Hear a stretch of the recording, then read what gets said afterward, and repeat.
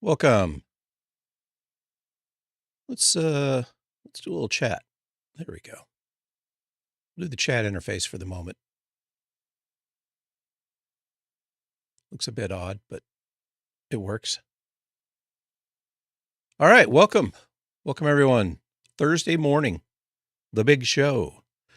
First morning edition. Alarm didn't go off this morning, so I'm a little slow starting. I'm a little behind. About an hour behind what I intended to be, but we managed to get the show started on time. Welcome anyone who's up this early, or I guess we're European prime time right now. So anyone who might be over there, welcome. So what are we going to do today? Well, Headwinds just dropped a couple of days ago. We played a little bit on Tuesday, just kind of trying to get some idea of what was different. Today I want to be a little more focused. One of the things we've decided to do with the show here is try to focus a little more on what I'm good at. What I know more than let's say the average Gen Z gamer that you're going to run into. And the obvious one is what it's like to try to compete or try to play these kinds of games. As an older player, as someone who has, lost a step, not really that competitive with the reaction speed, gunplay, even the movement, that kind of stuff. So I feel like the value proposition for me, what I can provide is a window into what that's like, what it's like to try to overcome some of those challenges and what the mindset is. My background is pretty significantly invested in problem solving, pattern recognition, things like that. So I'm going to try to apply a little bit of that sort of thinking to my situation here in these games. And to get things started, we're going to look at Arc Raiders, and we're going to look at the new patch, some of the changes that came down in the new patch. And I'm going to try to focus on a couple of the things that were probably, at least based off my quick and dirty research online, the most, I won't say controversial, but the most hotly debated. We'll put it that way.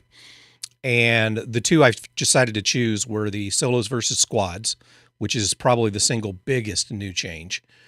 And the other is the new augment, what do they call it? The Safekeeper augment, which I think is interesting and might make a difference or it might open up an avenue for some players like myself that maybe aren't as good at the run and gun style and have been maybe a little more hesitant to risk things. But to get things started, we'll look at the solo versus squads thing. Now, full disclosure, I have not turned that on yet, as you can see. I have not tried it yet. I've been doing some thinking about it and trying to figure out really how it might influence my gameplay and where maybe I can get some advantage from it. I think the controversy. So, what is it? We'll start there. It's a matchmaking option that allows, if you're over level 40 in game, and you choose to turn that on, it will attempt to queue you as a solo player against full squads. So in the past, they pretty much tried to keep everybody solos versus solos, duos versus duos, trios versus trios. Now, it wasn't 100%, and my understanding is if you played at times when there was less population on the servers you were closest to, that you might get lumped in with other compositions a little more regularly. But for the most part, when I played solo, I played against other solos, duos, etc. What this is going to do is it's going to try to favor putting you as a solo player in against trios, which might immediately make you say, why would I ever want to do that? That sounds like suicide. And I think that's a lot of what the commentary was that I saw of people discussing this, is like, who's even going to use this? That was the general consensus. It's basically suicide. Why would you do this? And I understand that. And I think I can see that point of view. And I think there's a lot of truth to that. However, I think people maybe are overlooking some of, a couple aspects of it that that might make it worth trying. Now, there's a 20% XP bonus, just a flat 20% XP bonus for doing this. So if you're the solo player queuing in under this mode, they boost XP 20% across the board. That's live or die. My understanding is it's live or die. Any XP you gain is boosted by 20%, period. Now, I haven't confirmed that yet, but that's the way I understand that it works. So if you just look at it from a number standpoint, from an efficiency standpoint, so you're getting 20% more XP, but roughly speaking, you're in at least 200% more danger, right? An additional 200% more danger, because you're going up against, people that are working together 3 at a time.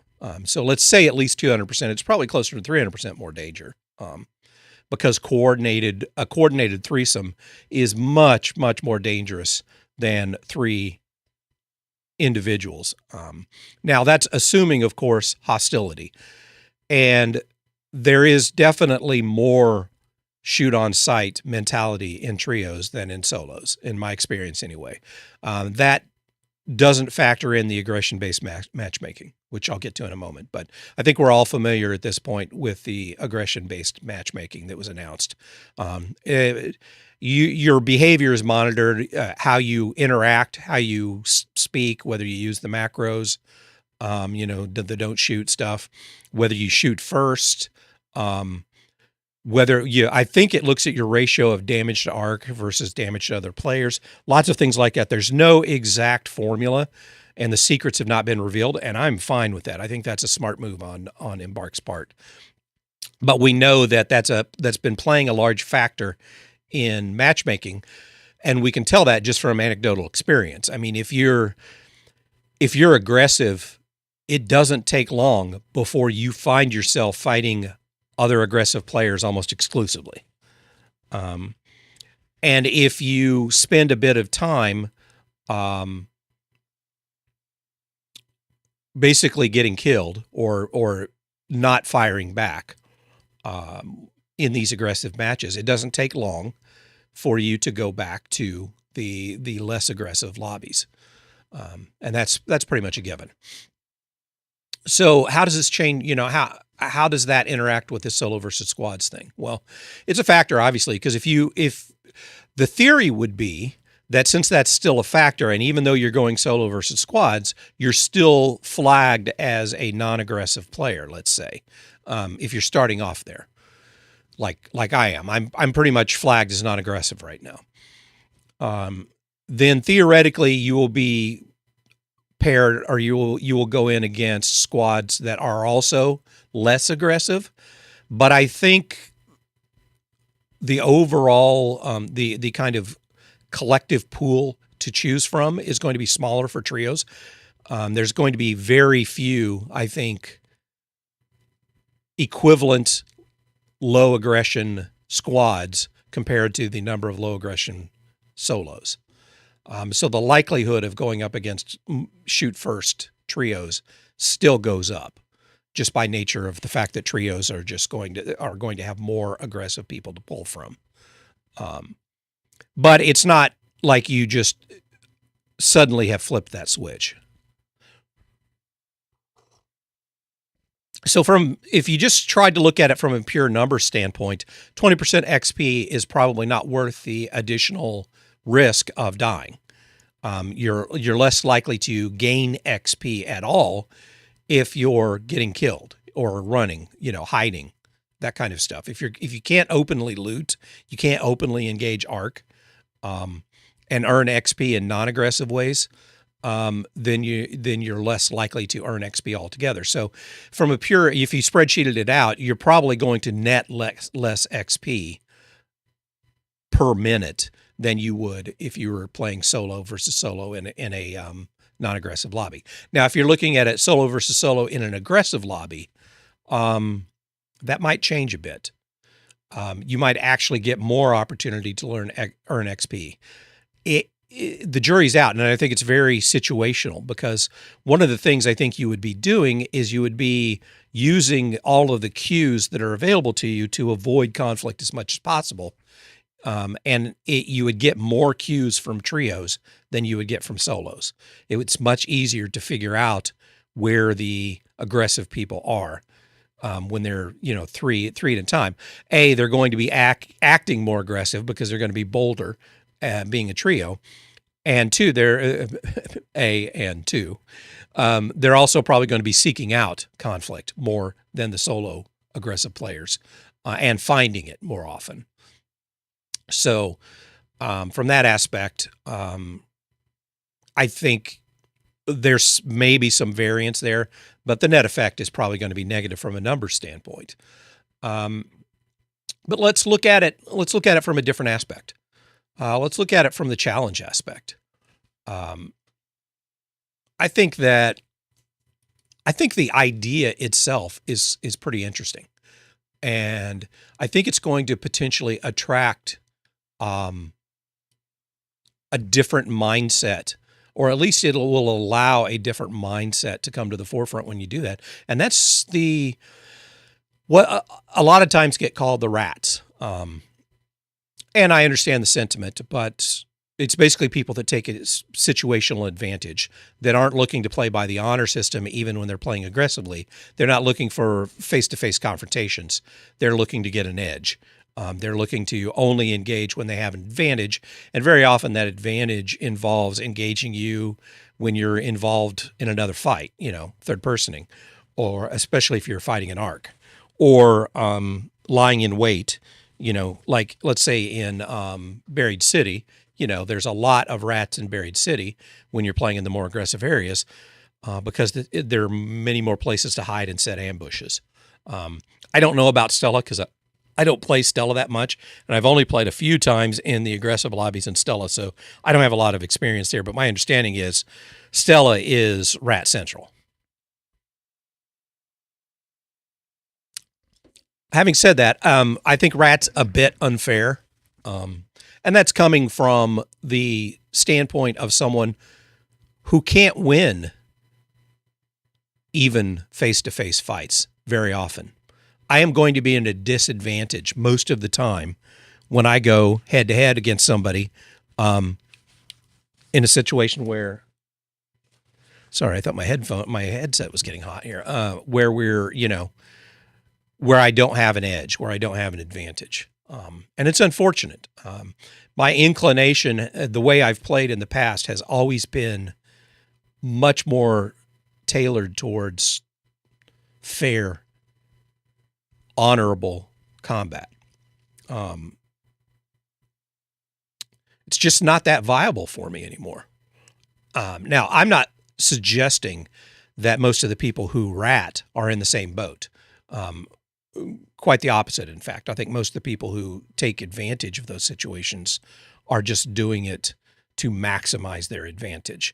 That they might be on even terms, they might even be better at direct conflict, but they're maximizing their advantage. And I don't begrudge them that. It's not against the rules. When you're in a PvPvE, James, welcome. Oh, well, okay. I'm not really adding people on Discord right now, but welcome. I assume you're probably a bot, because that's very much bot speak. But I won't jump to that conclusion until you start spamming me. But either way, welcome. If you're not, apologies. I would suggest a different approach, because your approach right now is almost 100% bottish. But I'll leave that up for the moment until it actually offends me. Anyway, I don't begrudge people playing the rat style. It makes me angry, and I will curse them when it happens to me. No question. I will curse them long and hard when it happens. I will disparage their family and their ancestry. But I understand it, and when I take emotion out of it, I think strategically it's a sound way to play the game, based off of the rewards, based off of what it gets you. Which this is an extraction shooter. This is a game that goes out of its way to encourage you to find means to accumulate wealth, whether that be items or money or whatever you want to do that, whether it be achievements, etc. The emphasis is clearly on that aspect of the game more than it is on ladders or KD ratios, things like that. So if the game is centered around that kind of reward system, that kind of progression, then it's encouraging people to take advantage of tactics, even if those tactics are less than honorable. The one that I feel like crosses the line for my morality set is extraction camping. I really don't like it. It's legitimate. I'm sure it's very effective. I just don't. It crosses the line for me from an emotional standpoint. I can't ignore how dirty that feels. So I won't cross that line. However, I'm going to have to start being more rat-like when the situation, when I'm not playing, when I'm intentionally playing in more aggressive areas. And that brings me to where that intersects with the solo versus squad. One of the things that I find emotionally difficult to do is to try to ratchet up my aggression score when I'm playing solos and I'm in the friendly lobbies. Basically, I'm killing friendlies. I'm shooting people that have an expectation of friendship, and I'm taking advantage of that. Not a big fan of that. I understand it, and right now it's the only real way to move yourself. If you're not playing duos or trios, if you don't have other people in your squad, you could fill your squad. You could play with randos. I don't like playing with randos. Generally speaking, I don't do it, and I don't like it in any game. And part of that is being old. I just have a disconnect with most other people in where I'm at in life and what what I like, what I don't like, what I tolerate, what I don't tolerate. So that option is out for me. So in the past, the only way I could ratchet up my aggression score was to betray people, more or less. This presents another option. All right, it's not completely different. Like we said, you're still not going to be in the high aggression by default, but you're going to be you're going to be at a disadvantage, clearly, and you're going to be up against a higher percentage of aggressive people when you go solo versus squad. So it presents an opportunity to ratchet up your aggression score, and for me to not feel guilty about it. If I'm playing solo versus squads, I am saying, cue me up in rat mode, because it would be insane to confront a 3-person squad face to face honorably. I slap them with my glove and challenge them. That would be stupid. That's suicide. You might as well, pot shot the Rocketeer and just stand there. So from that aspect, I think it presents an interesting opportunity. Then there's another aspect of that. There's the challenge aspect to it. What if you want to play you're attracted to the guile style, as I call it. to the style of play where you're playing from the shadows, you're playing sneaky, you're playing like an assassin. Whether you're assassinating arc, whether you're using your skills to avoid other players, or whether you're using it to ambush players. It presents a challenge because now you're not just facing one or whoever happens to maybe be around that area. You're going to be a tremendous underdog, no matter how good your skills are. When you go up against trios, I say tremendous. You're going to be a definite underdog. If your skills are good enough, if you're a shroud, for example, that might not be the case. But when you factor in, we know that there's a bit of skill-based matchmaking going on as well. We don't know the extent of that, but we do know it's there to some degree. It's been talked about. So that, I'm sure, is an influence as well. But there's a bit of, I think, allure to that underdog challenge, to deciding, okay, I've done what I want to do. I've achieved what I want to achieve. I've accumulated what I want to accumulate. People talk about the end game. That we don't really know what end game is going to look like because they're leaving themselves a lot of room for growth in terms of content and different mechanisms and things like that. So right now there's no clear-cut end game, which I don't think there needs to be. But this presents almost not an end game, but almost an escalation, a progression mechanic that allows you to escalate the challenge. So when you feel like you've plateaued as a solo player, now there's a new way to present a new challenge. Now you can queue for solos versus squad, and you're risking a lot more. You're risking your loadout. If you choose to bring a loadout, you're risking losing the opportunity to earn XP if that matters to you. I assume that there's likely to be some achievements associated with solo versus squad. So if you're an achievement hunter, this may be the only way you can get those achievements. I don't know that, but I have to assume it. I can't believe they would overlook that opportunity. So I've been going on about the solo versus squad quite a bit.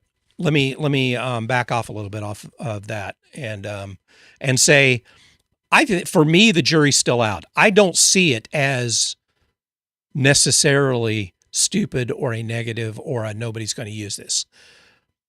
I think it will be used. I don't think the average player is going to gravitate towards it initially, but I plan to explore it. Maybe not today, but I do plan to explore it. I do, and I'm going to use it, I think, as a mechanism to increase my aggression score in a way that I can stomach, as well as give myself a challenge.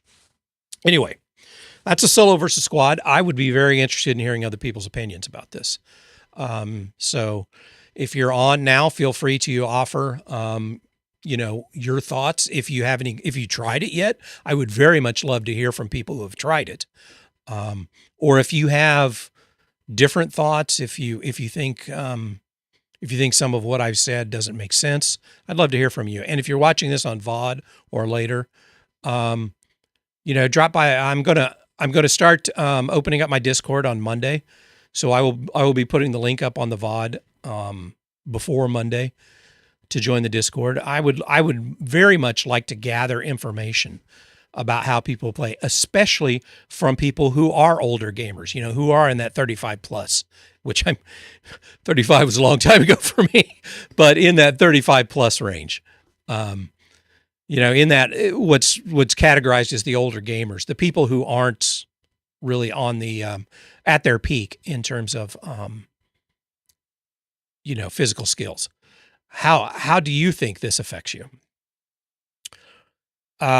So let me move on real quick to the other aspect, and that's going to be the new augment. And I keep forgetting the name that it's called, so give me just a moment here. Safekeeper is what it's called. And the big change, the big thing that struck me is this one augment with one with one prison wallet slot in it, one safe safe pocket. But it allows you to put anything in the safe pocket, including a weapon, which is interesting.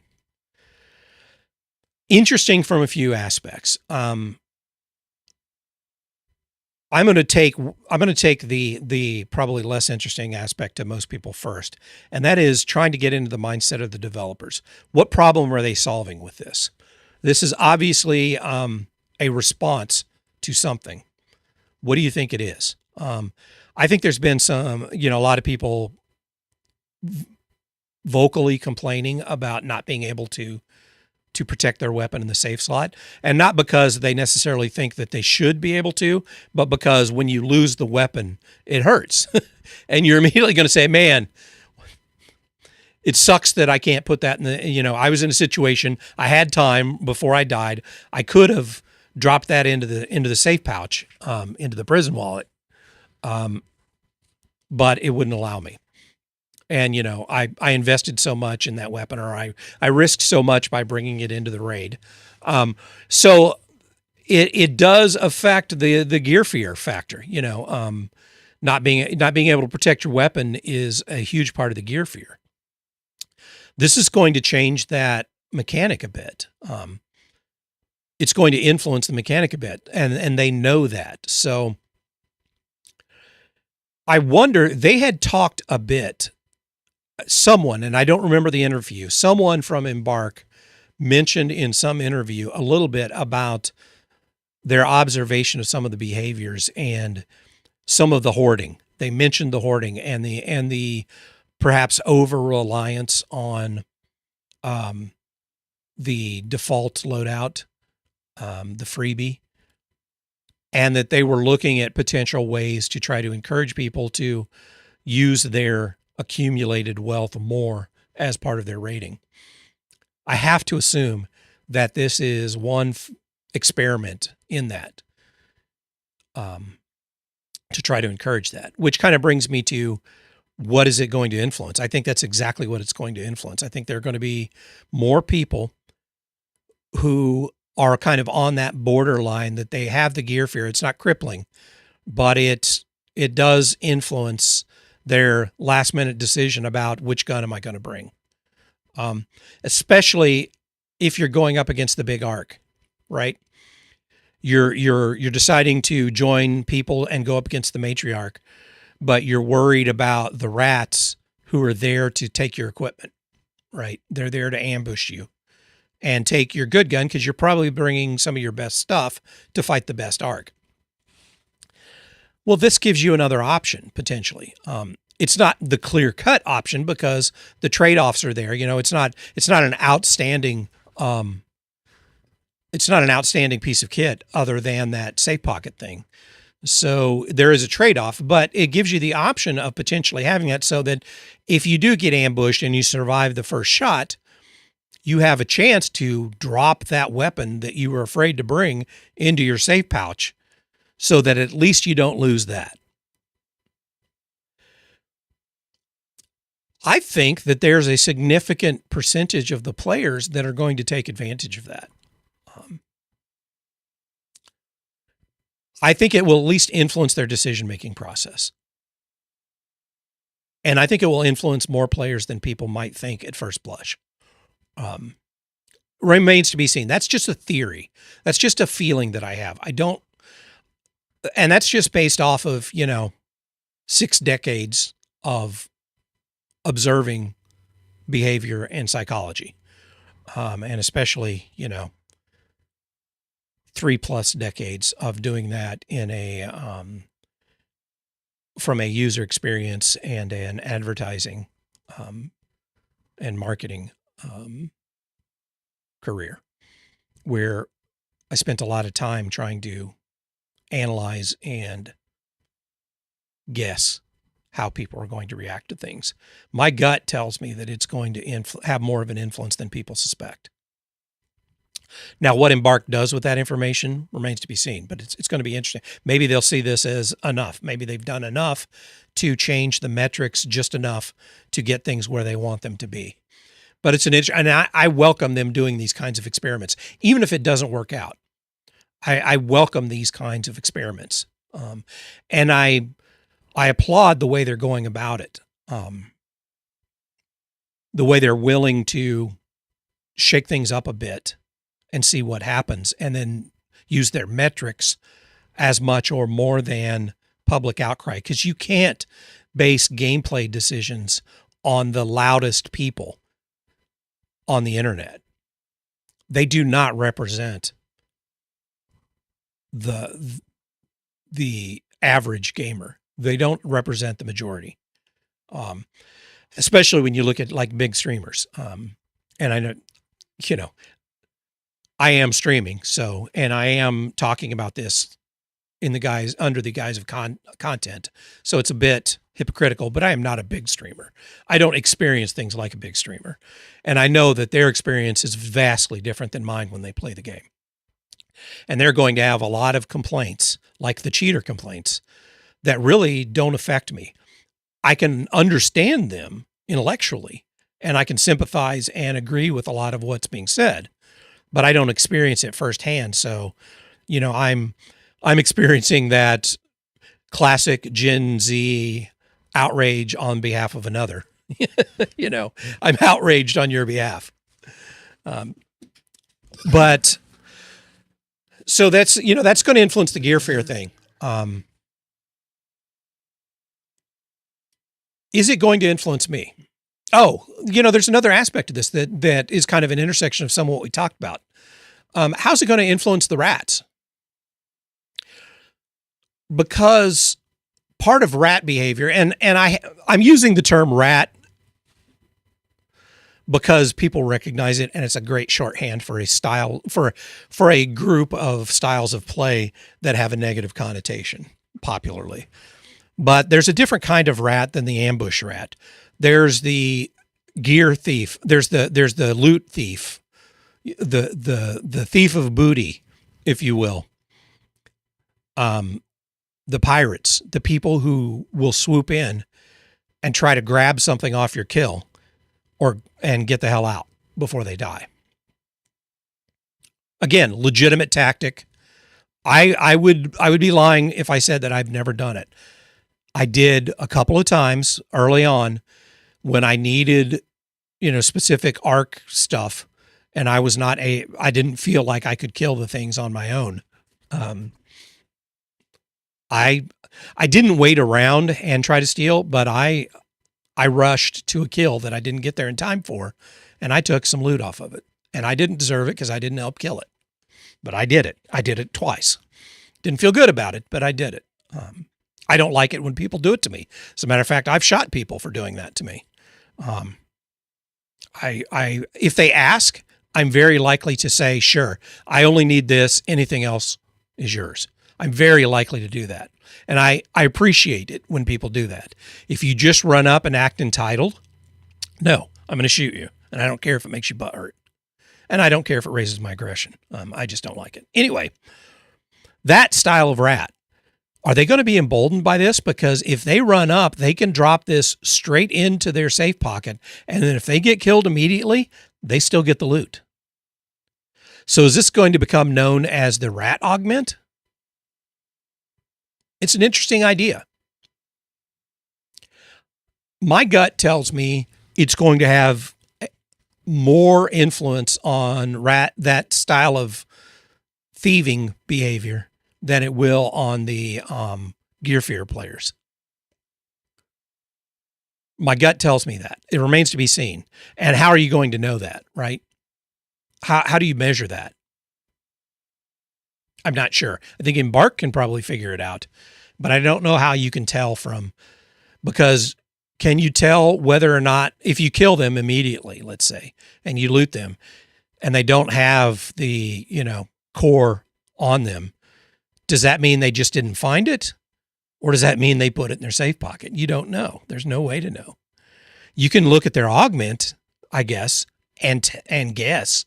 And if they have that augment, that's what they were trying to do. But it'll be interesting to see how that shakes out as well. I am personally going to try that out. I'm also going to try out the other new augment, the one that has the healing, the heal over time. I don't find that as appealing. Someone mentioned, and I have not corroborated this, I'm going to have to look into that, and I may do that today if I can find one or find a blueprint. Someone mentioned the idea that this heals your party over time. I don't know if that's true or not. Again, I would welcome if someone knows that or has read the patch note thoroughly, the language in the patch note to determine that. I'll admit, I read a summary of the patch note, and I didn't analyze it line by line. I intend to. I just haven't gotten to it yet. It's been a very busy week for me with all the changes I'm making. And that kind of fell off a little bit. So I only had time to read a summary, and the summary didn't say that, but I heard a comment that mentioned that, and it got me curious. So I need to look into that. That's a totally different thing. If it heals your party over time, basically you're looking at a medic augment, right? It also, my understanding is, has a built-in defib. So you're basically looking at a medic augment at that point. You're looking at something that enables a dedicated medic for your squad. Interesting. I don't squad play enough to have a strong opinion about the value of something like that in squad play. Because how many is that? If, let's say, hypothetically, if that were to or some other future augment were to have that kind of squad-based effect, is that proximity-based? I would assume it would have to be proximity-based, because it would be too powerful if it would affect you no matter where you're at. But I assume it would be proximity-based. Would that encourage clustering when you're fighting? Because a lot of people spread out, right, when they fight. Not a lot, but they spread out enough that they're not all going to get taken out, by a grenade or by a single third-party squad coming up and hitting them from behind. Anyway, it's interesting. I really like these kinds of changes. I like them making these kinds of changes regularly, trying things out. If it doesn't work out, I'm all for them pulling it or altering it or making these things trial only. You know how they have the like the cold snap, which was a limited time map condition. I would be all for having limited time gear that is only effective, that only works for, whatever the current, well, I don't know if they call them seasons, whatever the current season is, seasonal gear that breaks when the season's over or degrades very quickly, like it can be repaired during the season and then it can't be repaired after the season, something like that, but limited time gear. I think that would be interesting too.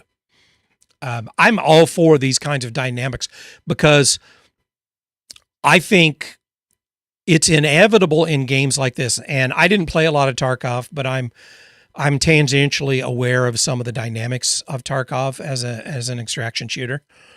And I'm very aware of the idea that in most games like this, especially games involving PvP, a meta emerges that becomes the everybody does it meta. Everybody does this loadout. Everybody does this tactic. Everybody follows the same playbook. And by everybody, I mean the majority of people, right?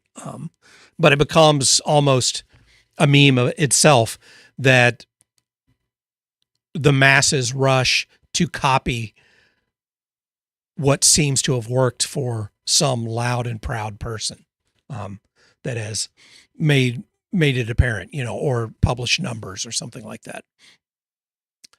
And I like mechanics like this, these experimental kind of things, to try to dislodge some of that entrenchment of the meta, here's what you do. I like it from all aspects. I like it from the gear aspect. I like it from the seasonal environmental aspect. I like it from map, doing vastly different styles of maps, maybe maps that are more specialized, maybe a map that is even more PvP centric than Stella, something that's a much smaller area, let's say, but has very PvP centric loot or awards or achievements or something like that. I welcome the expedition. I like the idea of the projects and the one we're getting now with the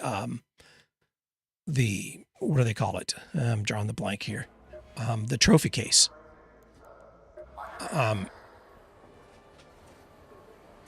I like this shaking things up, even if it doesn't work out, even if, let's say, 20% of what they do, 25% of it turns out to suck. I'm still all for it. Now, the rate at which you do that, I think, needs to be measured. They need to look at metrics and tone the timing of stuff like that. And I don't necessarily think it should come all at once, like all as a big, update. Oh, for this season, here's all the updates. I think that it makes sense to cluster that to a certain degree, but also have some stuff that happens mid-season to, again, shake things up a little bit. So the ducks thing is an interesting experiment. The Bird City, which I have to appreciate as a dad joke, on Buried City, it's Bird City. We're playing Bird City. I play Bird City. Anyway, the ducks thing is interesting. It's a very low impact way of testing the water for time specific loot, especially what amounts to cosmetic loot. I mean, it's worth money. It's definitely money maker, and I think that's a good way to balance those kinds of cosmetic, and I call them cosmetic because it really just goes in your room, right? There's no intrinsic value to it. It's either exchange it for money or put it in your room. And I'm all for that. I think those kinds of things are nice sauce for the game, as long as they're not the main course. But I'd like to see more of that. So I like to see them experimenting with that, and I think this is a low impact way to do it. I would like to see certain cosmetics that require. I would like to see them more than just do color variants as rewards, maybe not quest rewards, but maybe a project reward. You do a project and you acquire a certain cosmetic. We'll just have to see. Anyway, I'm getting a little far afield there. These are just things that I like or dislike. What it comes back to is that I think part of being an older gamer is having seen a lot of change over time, a lot of complexity that has built up over time, but a lot of how much that influences the style of play, the types of players, and the way my enjoyment has shifted over time from certain kinds of things to other kinds of things. And I think Arc Raiders presents a very unique today at least, mix of opportunities for customizing how you want to play it. And that, to me, is one of the biggest appeals for this game to the older audience like myself, is that it is viable for me to play the way I want to play and still have a good experience. I could not do that in Tarkov. Tarkov was misery. And frankly, I think it was intended. I almost feel like Tarkov is a troll. Tarkov was somebody's idea of a troll. Like maybe it was the KGB and they decided to troll the pesky Westerners and have a negative influence on their psyches, because Tarkov feels like a troll to me. I am not its target audience. I am excluded from Tarkov by virtue of their design decisions.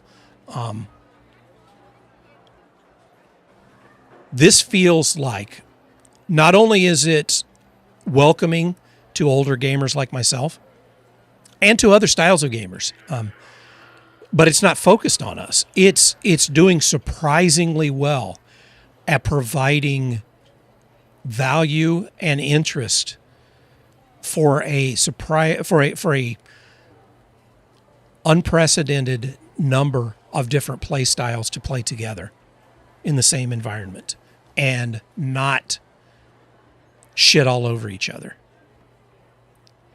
There's enough conflict and enough rubbing of styles against each other to make it interesting, but not so much like remember the division, the first division. Remember the Dark Zone. Dark Zone started off very interesting, and especially in the test before the game went live, it was a lot of fun. And I don't think it was all metrics. I don't think it was the game itself that is necessarily responsible for it. But over time, the player meta, turned it into a miserable experience for most people. Only the trollish, the hardcore trollish PvP players enjoyed it by the end. I shouldn't say only. For the most part, only the trollish PvP players, not all PvP players, but the trollish versions, really enjoyed it. It just soured everyone else's.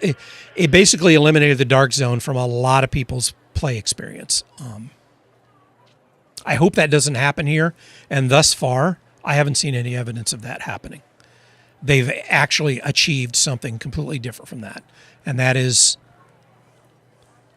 a harmonious enough blend and simultaneous existence of a variety of play styles in the same environments. Very interesting. I want to see more of that. So, hey, Mikey. Did log not play? God dang it. What's wrong? I thought I fixed that for chat. Sorry, Mikey. How did I not fix that? I spent all that time yesterday or last time fixing that.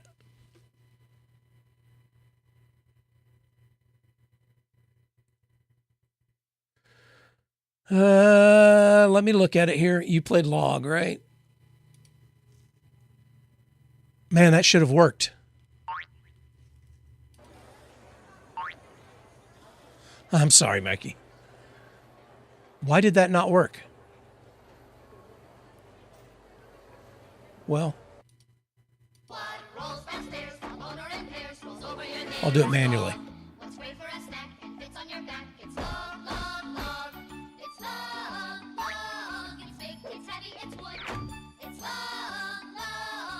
Oh, you did play Let It Snow. Okay. Well, let me manually trigger that one as well. Here we go. Where's the sound? I know. I love the log commercial. When I was playing the Christmas, did Let It Snow play? Is it playing volume-wise? Because I don't see it.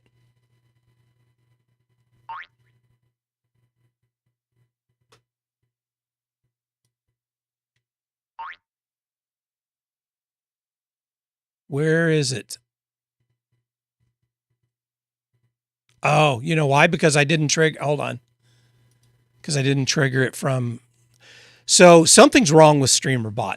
This is what's at the core of the problem. Something is not working right for the triggers in StreamerBot. Oops, wrong one. God damn it. Well, we get a double log.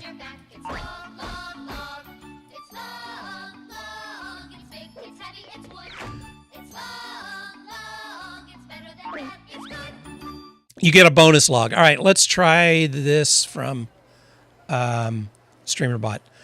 I'm reluctant to spend a lot of time on this because I'm replacing this. I'm upgrading to a different version of StreamerBot, and I'm replacing this. So I don't want to spend a huge amount of time troubleshooting it here when hopefully double log, yeah. When hopefully this becomes a non-issue in the next week or two. But it bothers me. It irritates me that it's not working. Let it snow, let it snow, let it snow.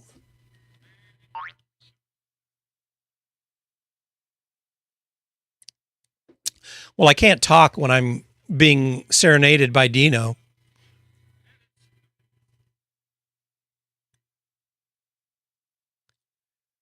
All right. So let me wrap up my jibba jabba here about the Headwinds update, and then we'll get to the gameplay. I am not nearly as negative as the loudest voices in the room seem to be about this patch. I'm not gung ho. I don't think it's all going to be positive. Even the things that I think may not work out, I'm glad to see them. I'm glad to see Embark experimenting with some of the stuff and shaking things up and trying things out, and not just shooting for consensus approval. I think they're weighing that in, but I also think they're looking at metrics. Look at how they responded to the late spawn. Most people loudly complain about late spawn. I don't think I've seen anybody online verbalizing their approval of the late spawn mechanic.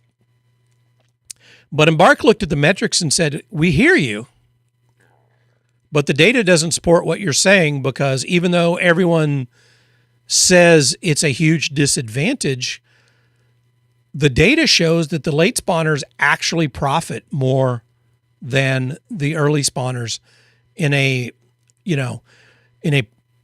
accumulation over time. So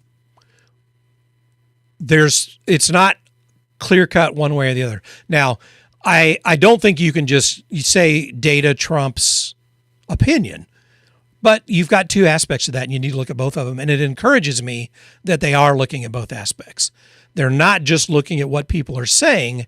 They're also looking at what they're doing and what actually is happening that might contradict the perception or the complaints or the praise.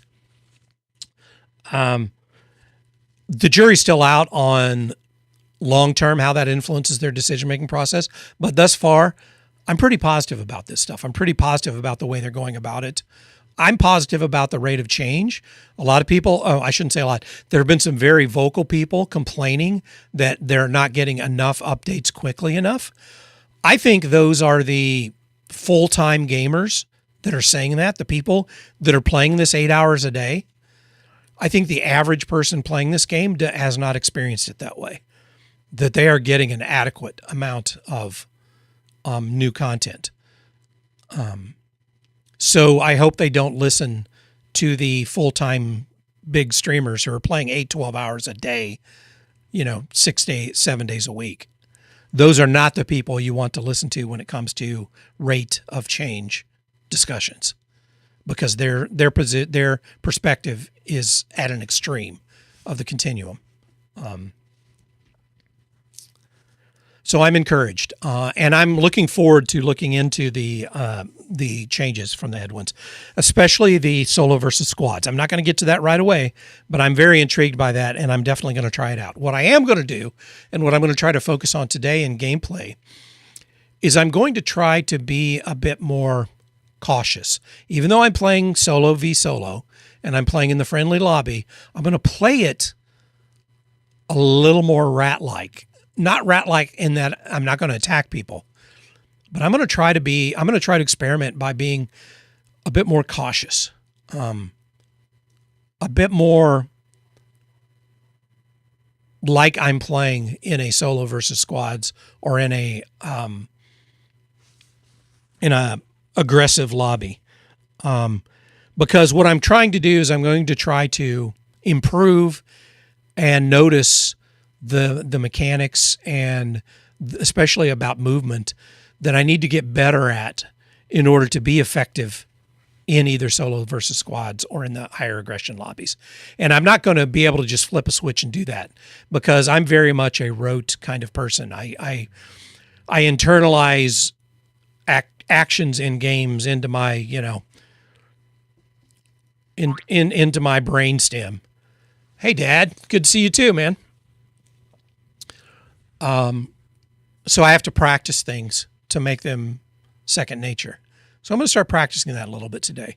I'm going to try to accomplish some of the things, some of the quests and stuff like that too. Especially I want to start working towards my, my trophy case a little bit. but I'm going to do it in a manner, and then I welcome anyone who's participating to offer suggestions on how to improve at that, how to get better at being stealthy and being kind of a background figure instead of a foreground figure. And I don't know that I'm going to do this long term, but that's what I'm going to focus on today. So we're moving up on the hour. I'm going to go ahead and schedule my break for now. I've got to get the ads in for the non-subscribers on Twitch. I can't do the loot and shoots. My nature doesn't fit the genre. It's one of the things about Arc Raiders, and I was just discussing this, is how flexible it is for your play styles, for a variety of play styles. So don't let the way I play or the way other people play this game necessarily convince you that that's the way the game needs to be played. So, get some other perspectives and keep your mind open a little bit. I wouldn't discount this one yet. I do not like extraction shooters in general that I've played until this. This is the only extraction shooter that I've ever played that I enjoy. But I'm going to go on break. I got to start the ads for the non-subs on Twitch, and I'll start the commercials for everyone else, and I'll be back in about 3 minutes with a fresh cup of coffee, and we'll get started on some gameplay. Let's see here. Let me get the ads started first, hopefully. The Twitch interface has been a bit funny about being able to control ads lately for me. A bit odd. Get the creator. And I have to close Firefox. Firefox is my main browser now. I have to close it when I'm playing because Firefox has gotten some kind of memory leak in it for me, and it just starts to eat up resources over time. All right, here come the ads. And here come our ads. I'll see you in just a moment.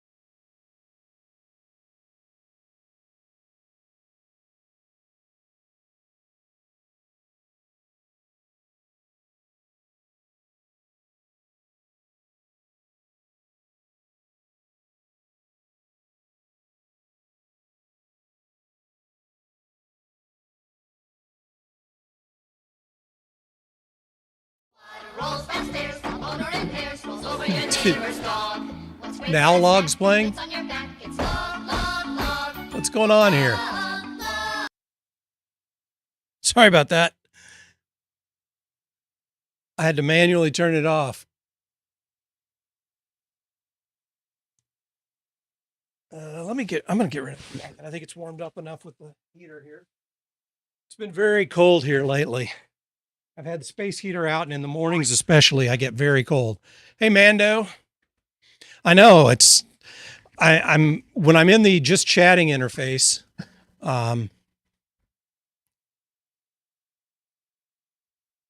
everything is screwed up on all my rewards. And then when I go back to the game layout overlay, they all play like all at once. Okay, I am back. If you're new here, I apologize a bit. I have to be a bit more diligent about taking a break every hour or so. I don't want to get into a lot of detail, but one of my ongoing health issues has been some minor circulation issues in my legs. And if I don't get up and move around a little bit, do some squats and stuff once an hour, when it's cold like this, I get some complications from that. So I have to be pretty religious about it. So that's one of the reasons I turned the ads back on and do them once an hour, is because that allows me to avoid the pre-roll, the ads that come up as soon as you join the stream. And I just combine all that stuff into one little break that I force myself to take once an hour, to make sure that I don't get any complications. Why is my email open? I do not need the distraction of email. Go away. Okay. So enough jibba jabba. We covered the headwind stuff. We covered what I'm going to do. Oh, I do want to ask a question. So anyone who's here right now, especially anybody who's a regular, and I know there was a few of you that have popped in, this is not, I am not planning anything. I'm just asking hypothetically. I'm doing research. Hold on a second. My game's screwed up here. There we go. I'm just doing some research. So I don't know how many of you watch Maddie too, Maddie Fingers. We used to play Hell Let Loose together, and we still kind of keep in touch. He's playing mostly DayZ right now. He's another streamer. He just this week made the decision based off of what's been going on in his stuff. We both multi-stream on Twitch and YouTube. He's gotten a lot of traction on YouTube compared to Twitch. And he made the decision this week to switch completely over to YouTube, and basically drop his Twitch stream altogether. And it got me thinking, and I've been doing some research myself. I am not planning anything. I'm just looking for data. I'm looking to try to, because one of the things I want to do for Maddie is try to, present him with a fair analysis of what data shows about strategic moves like that. I'm curious, hypothetically, if I were to do the same thing that Maddie did and decide I'm going to go all in on YouTube, because right now pretty much everybody watches me on Twitch. Very few people watch me on YouTube. If I were to go all in on YouTube, and I'm not fishing for anything here. I'm asking for honest opinions, if you're willing to share them. I plan to put an anonymous poll up on Discord so people can answer anonymously. But would you, as people who watch me currently on Twitch right now, be inclined to switch to YouTube just to see me on YouTube, even if YouTube is not part of your normal streaming consumption thing? I don't know how many of you watch streams on YouTube, watch live streams versus watch VODs or clips or things like that. But from a viewer standpoint, would a small scale streamer like me, or Maddie's not as small as I am, but he's in that same category, would them switching platforms exclusively be enough to get you to start watching them on the other platform if they're no longer available on Twitch? Or are you just going to find other people to watch on Twitch because that's part of, that's part of your routine and that's part of what you're comfortable with? I'm curious one way or the other. I feel like Twitch is good only for the big streamers. Seems harder to get traction. YouTube could be worth a try. I wouldn't mind switching there for a while. Well, it's good to know. I'm curious. I don't personally have enough traction anywhere to be able to gauge what I get as being statistically relevant. And I don't think Maddie's was either. Which is why I'm trying to gather more data. I'm looking at other sources. It's very hard to find unbiased sources of data on topics like this. Very hard. Yeah. So one of the things that Maddie did, and he used this, I don't know if this was an excuse or if it was the motivation. I'm not sure exactly which came first, chicken or egg. But he's using this opportunity to up his stream to 4K because, Twitch doesn't support that. Kick doesn't support that. YouTube does. And so yesterday was his first 4K stream. And I will admit, it looked very nice. Would it be harder for you to switch there? Logistics side? From a purely logistics standpoint, no. No, I already multi-stream. It would just basically be turning Twitch off. And I don't know that I would ever do that. I'm not sure I would do that. What I am considering is putting more effort into growing the YouTube side of it. And part of that would be to he said yesterday that YouTube pushes new viewers automatically, and that's user. There's a lot of benefits to live streaming on YouTube. A lot of benefits.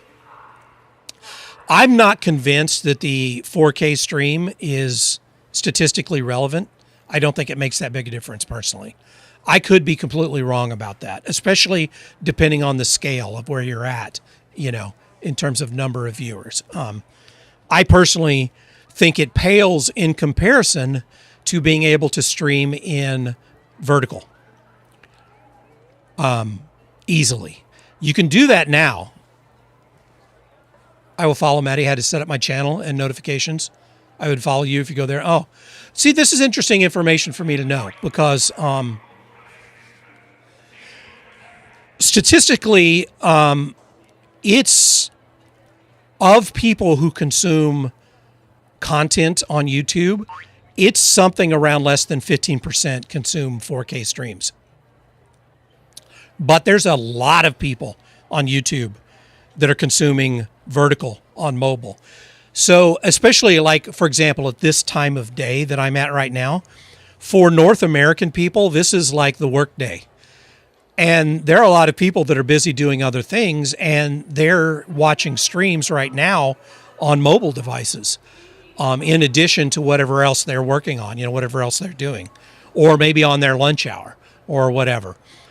And the vertical format is getting a lot of traction. And one thing that YouTube does that I find interesting is they've just enabled a feature that allows them to automatically crop your stream to vertical format and display it in their mobile client that way. So mobile users would get the cropped version instead of the shrunk down wide version, which for me, that's a big boon because my stream, I'm already playing in ultra wide, and shrinking that down to fit 1080p. And then if you shrink that again, you're not even from North America. Yeah, you're down in the wildlands of South America. Which I got something I want to ask you, Mando, in a minute. Don't let me forget that. It's about Arc Raiders. I may run across another new streamer there, but I watch so many other Twitch streamers in a lot of other categories that won't be your primary. Yeah, I don't think we're anywhere near being able to, and I'm not close to completely switching. But with their automatic cropping that they do for for vertical streaming. So my stream is already, my content area, my game area is already vertically challenged because I play ultra wide. So I've got some dead space already.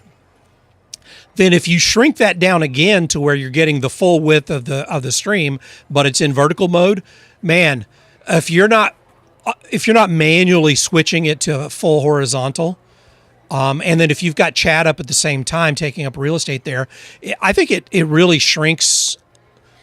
I think it's questionable how beneficial it is to have the entire width of the screen showing in that format. The downside is by automatically cropping, you're only getting the center of the screen. And because it's automatically taking the slice, I would have to redo my overlay so that for example, my webcam, I would move it to where the logo is now. And I was already changing things anyway. I already have changes in the works. I'm redoing my overlay and I'm optimizing. I'm just changing things for my own benefit. But I would probably need to move the webcam to where the logo is now, so that when it gets automatically cropped, the webcam would be down there. And I could do that, and I could make certain changes, like to alerts. I would have to make changes to where alerts would be visible fully in that center portion of the screen. Again, I had already started to make changes towards that, and I think I'd shown some of that work. Some of you may have seen it. And I already had plans to do some of that. But if I were to start focusing on trying to grow the YouTube side, not dropping Twitch, but I would be in both camps for a while. And I would have a layout that would be a hybrid, basically, where the key stuff would be in the center and the less key stuff would be at the sides. So I would need to rejigger some of that stuff. I'm not going to do that if it doesn't feel like I would be able to start steering people towards watching me on YouTube. One of the reasons I would do it, there's a few reasons I would consider it. There's several reasons. I don't want to get into all of them.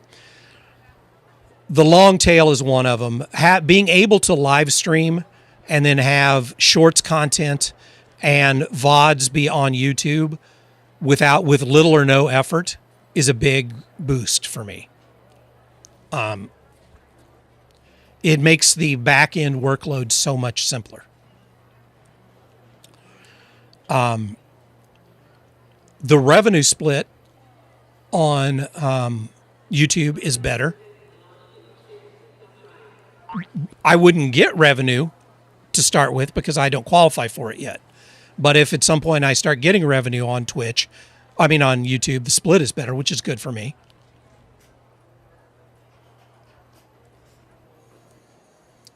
Graphics don't enter your decisions. Yeah, it's hard to get good data on that because a lot of the data is tainted by who is polled and who's doing the responses. And a lot of the information that's out there on the internet that gets treated as equivalent accuracy is done by market research people who have a bias one way or the other. Anyway, so it's interesting to hear things like that. I think alerts are important. I don't think they should dominate the content, personally. I think it's important that you acknowledge people for what they're doing. If you follow, if you sub, if you donate, if you gift subs, or God forbid you give me a tip, I want to acknowledge that. I want to do it personally, but I also think that the system should immediately recognize that, hey, I got this. We got it. We know you did it. Thank you.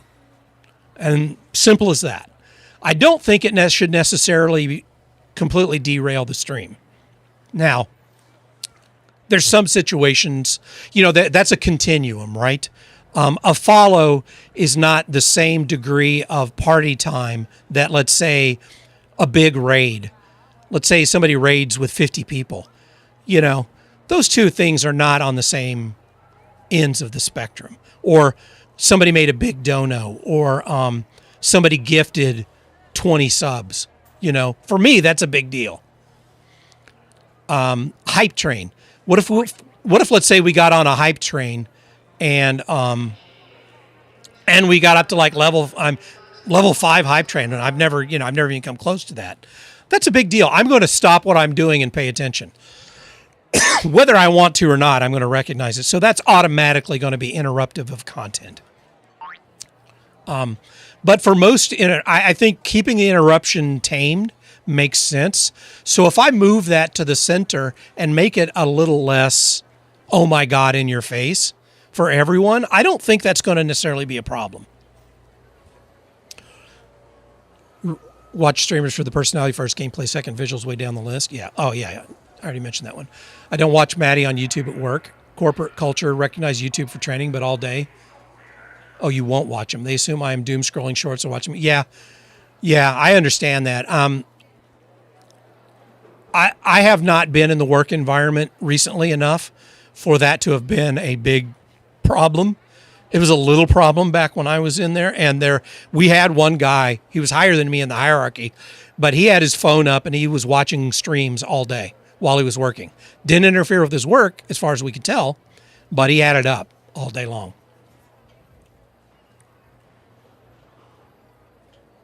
But I can see that YouTube and Twitch have, at least from the corporate perspective, corporate IT perspective, maybe a little different reputation.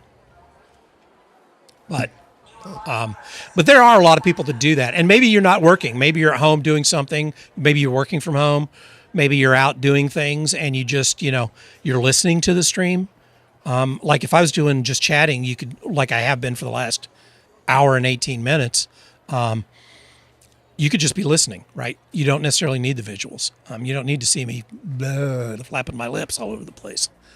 Anyway, I've let this derail me a little much, but I got a lot going on and a lot of things I want to talk about. So I'm just putting that out there for you guys to think about. And I'm going to throw a poll up on Discord.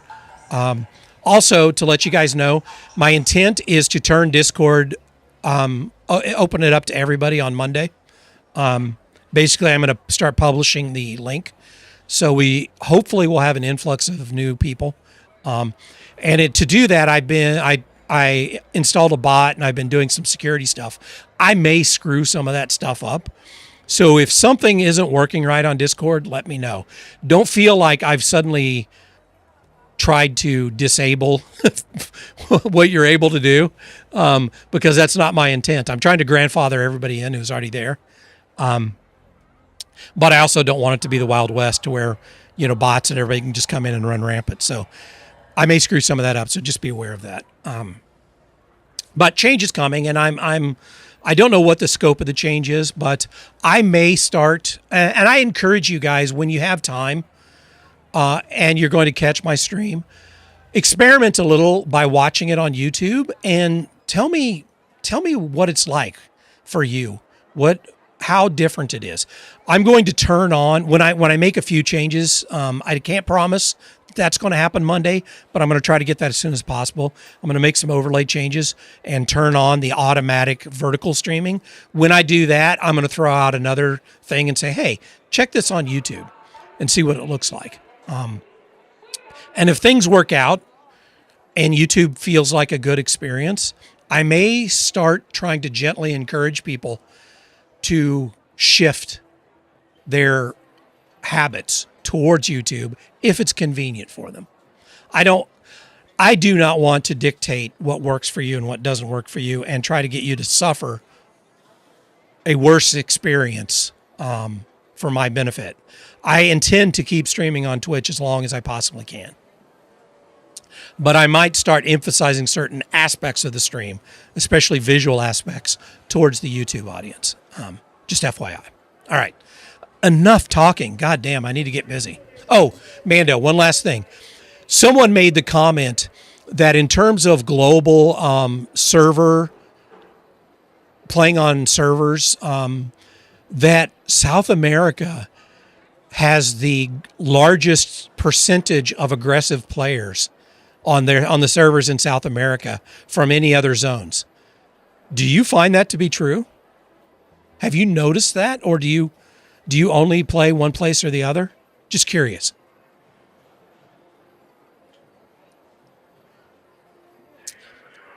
The Asian servers are the least, at least in solos. They're most respectful for the meta, which big surprise there. All right, let's get busy. Let's start playing. People come here for gameplay, and then here I am talking for an hour. You have tried, and it's bad. So that's not just bullshit, that there is some truth to that. Yeah. Okay. I'm not surprised. Well, now I know where to go if I'm trying to up my aggression score, right? I will encourage you guys to go check out the updated schedule. I've changed my schedule. Go update. I'm a little all over the board. I'm doing some mornings, doing some nights, doing some afternoon. And then on Sunday morning, I'm going to try to move most of my chat content to Sunday mornings, where basically I'm just going to talk about whatever I feel like talking. So check out the new schedule. Let me know if you don't see it. You prefer NA gives a bit of both? Yeah. All right. Let's catch up here. Where am I? All right. So I've just got the anvil loaded right now. So I'm going to start, like I said, I'm going to start sneaking around a bit. I'm going to try to achieve some things, and I'm going to try to do it stealthily.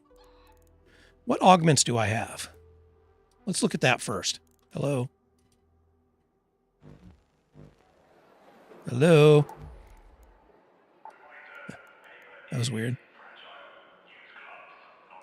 I don't have much variety in my augments right now. What augments do I have the blueprints for?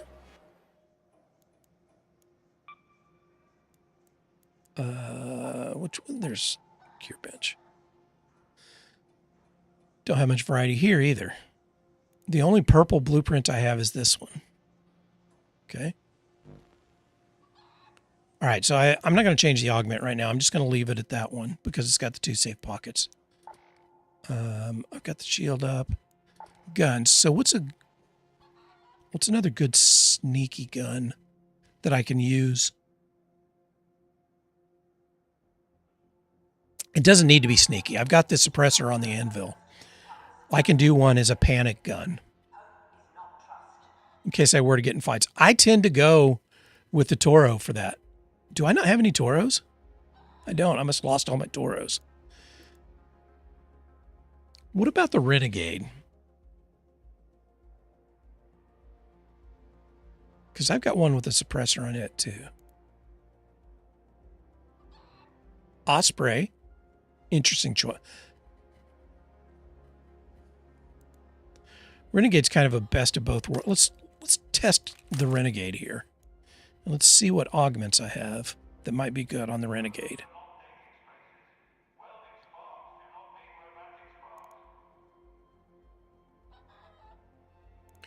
See, that's a medium. I need the big medium.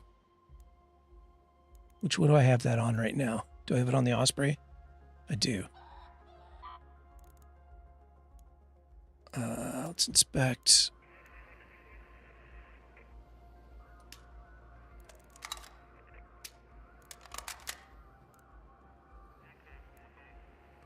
I don't have any silencer 2s right now. So let's get our big ammo. I got a good stock on there. And let's get a silencer 2 on there. If I can build it, I should build a couple of these. Compensator. Do I not have? Oh, there it is. Don't have enough wires. I need to get some wires. What do I have that I can dismantle for wires?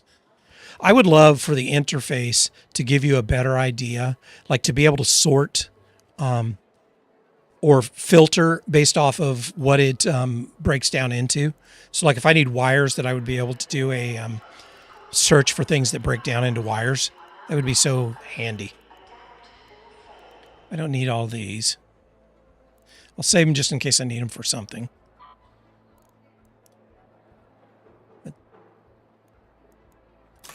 It gives me those, which then I can turn around and break down into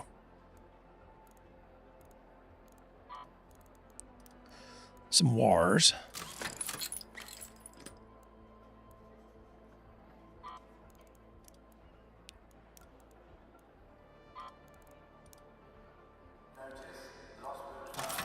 Recycle that because it's just taking up space.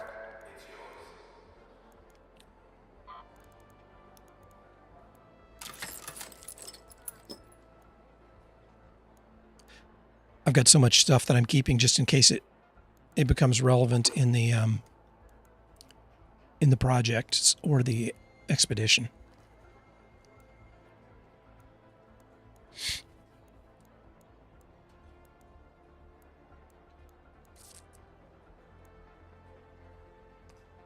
I have no idea what that is, but I don't get wires out of it.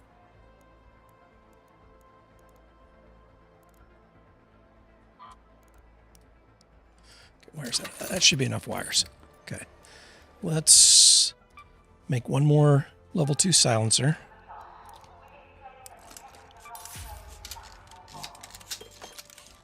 So that I can equip both. Oh, that one already had a level 2. I didn't need 2 of them. All right. All right. Let's get some ammo for you. Need some bandages.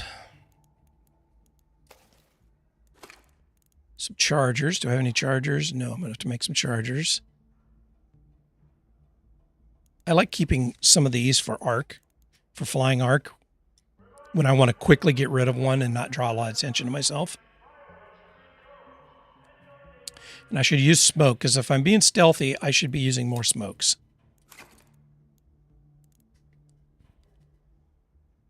All right, let's build some more of these seekers.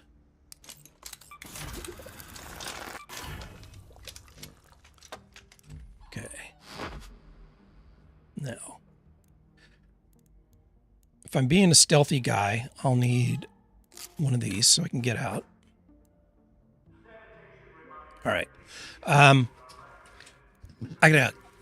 I've had too much coffee. I'm going to quickly take a pee break. I'll be right back. Sorry. I'll be right back in just a minute.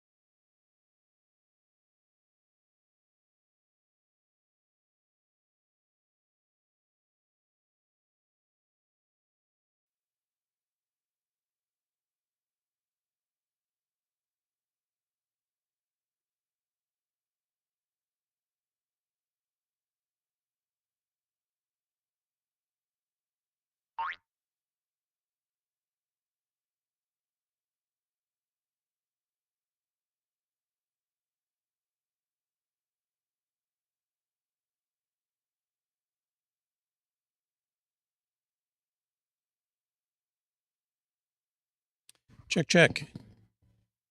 Attempting restart. Don't know if it's working yet.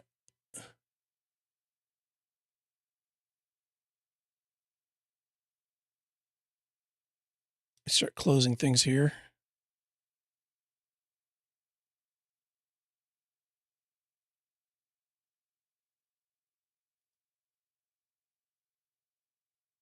I think we're good.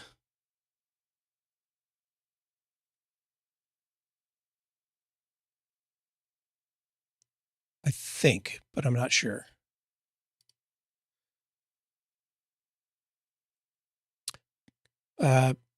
Looks like my streaming software decided, I haven't confirmed this yet, but it looks like it tried to update itself right in the middle of the stream.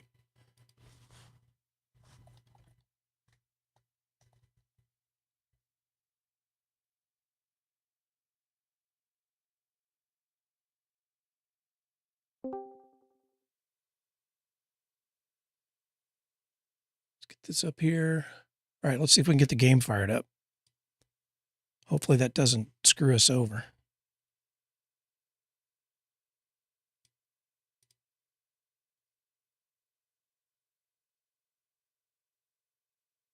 Apologies if there's anyone still here. I got up to take a quick pee break, and when I came back, everything was borked. And I quickly looked at the logs, and I haven't confirmed this, but it looks like my software tried to update right in the middle of stream, which is unacceptable and something I'm definitely going to have to fix.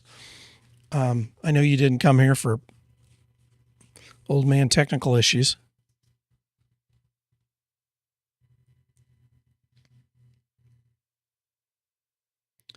But I'll do my best to get this taken care of. What sucks too is that I had just started the raid before I noticed that everything went to hell. So I had to get out of the raid first before I could reboot.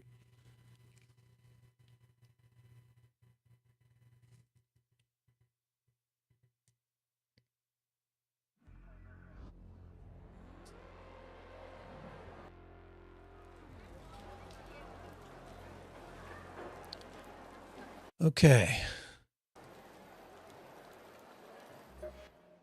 Yes, thank you, Scrappy. Let's check and see if things look like they're back. I think they are. As far as I can tell, it's back.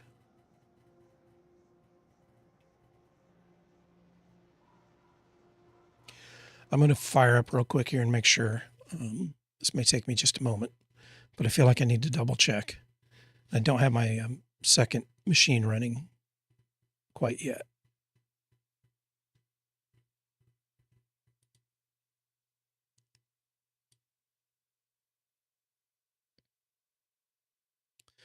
Okay, it looks like Twitch is running.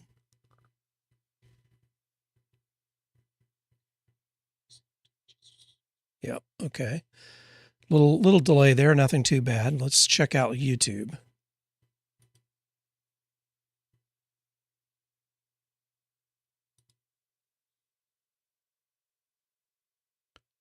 Think YouTube's running also. Yep. A little more lag on YouTube. All right. And that picked up the same stream. It didn't cancel the stream. Twitch started a fresh stream, so apologies to anyone that got caught up in this. Hopefully you're able to get back in. All right. Well, I can't let this throw me off. So I'm going to play right through the ad break. All right, let's see if we can do what we originally planned to do. And that's do a loot run.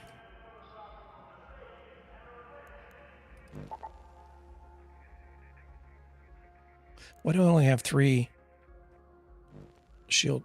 Wait a second. My inventory. Oh, it's because I used a couple of those in smokes. Okay. Let's fix this.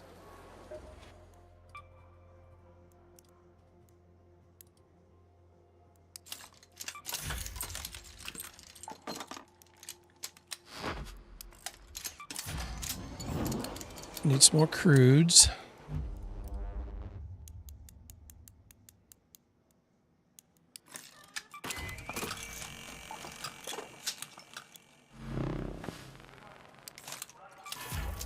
Okay.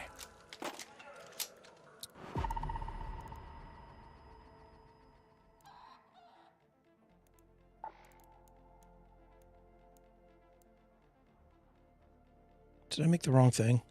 Did I make fire? I did. All right, well, we'll just throw those in there because I have it. All right. Good enough. All right, now we can try to get back in game. All right.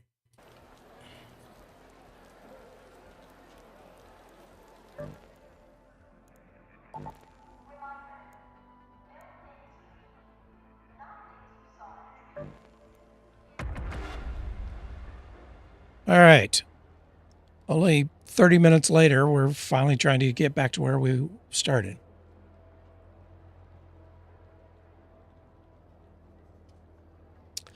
It's weird. My Meld Studio, which is what I'm using to stream with, doesn't look right. I mean, everything moved. That was weird. I don't know if it updated or if it crashed or what. I'll have to look into it.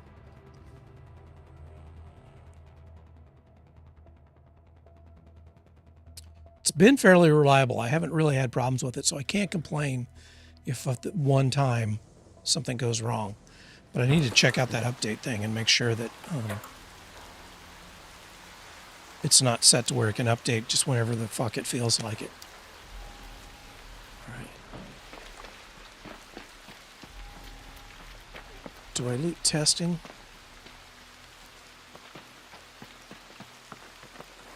This is stupid, but I'm going to come out here and loot this out in the open. What's wrong? Oh, did my keyboard just crash? God damn.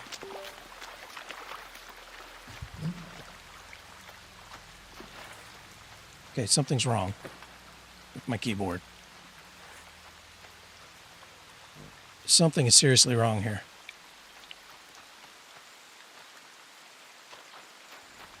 Now it's back to working. That was weird. My keyboard totally screwed up. I don't like the bugs we're having here.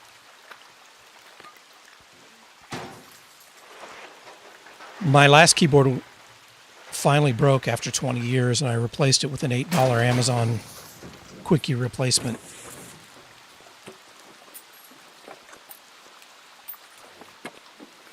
So I don't have tremendous confidence in this keyboard. I'm not going to do that because I'm trying to be stealthy, so I'm not going to do the loud one.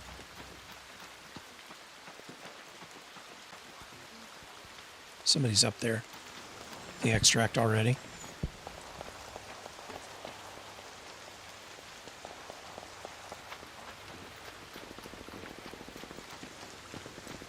Somebody's over here fighting too.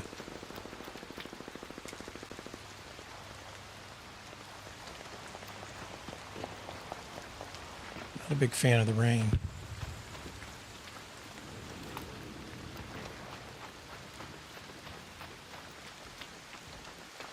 Oh, it's because there's a romper stomper over here.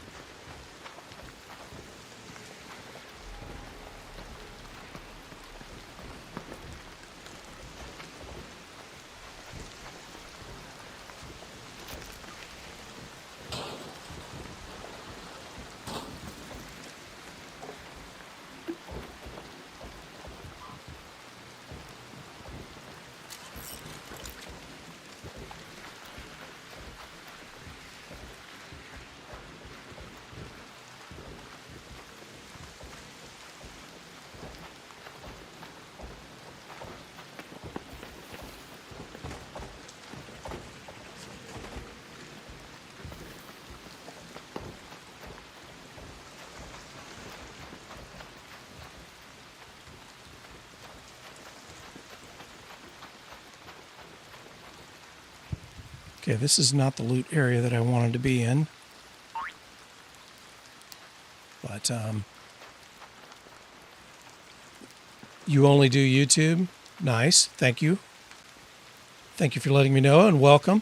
I'm just kind of getting started on YouTube. I've just been multi-streaming.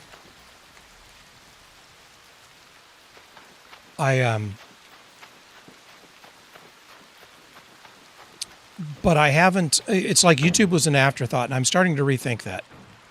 And then, of course, I immediately, when I start having conversations like that, I start having technical problems. My streaming software started acting up, and I had to reboot my system. I don't think it completely dropped the YouTube stream. I think it just like froze it for a while, but it completely dropped my Twitch stream, and so hopefully that's back up and working.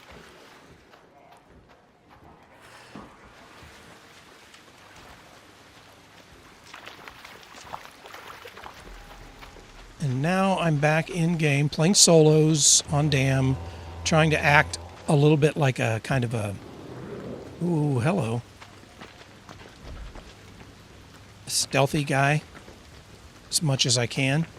I'm practicing basically not being a, let me see if I can get up here and I'm practicing potentially to get ready to try the solo versus squad. And to do that, I'm going to have to be kind of rat-like. Normally, I would be helping this guy already.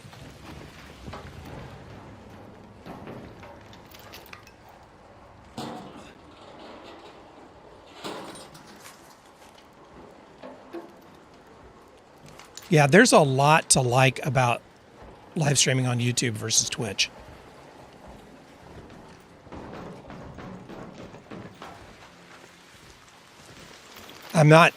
It's not a one or the other necessarily, and I'm not necessarily approaching it like that, but I think you tend to, whether you want to or not, emphasize one platform over another in terms of some of the choices and the decisions you make. And that's what I'm kind of exploring right now.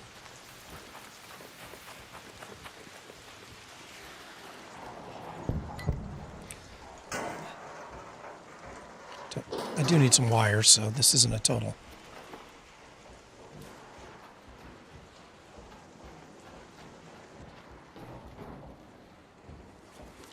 waste of time. Springs are always good. Got room right now, so I'll take those. Just kind of filling up with garbage at the moment.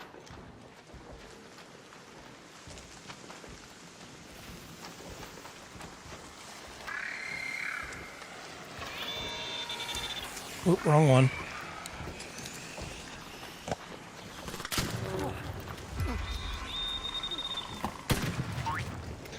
I love those little poppers.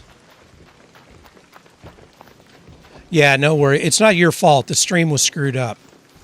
My streaming software crashed, so for some reason or another. I haven't investigated, but I think it tried to update itself right in the middle of stream, so we'll see.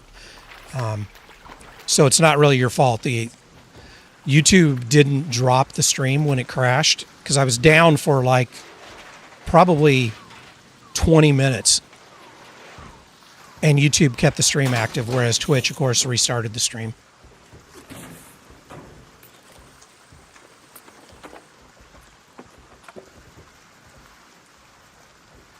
Let's get rid of that. Oh, wait, I need to drop it here. There.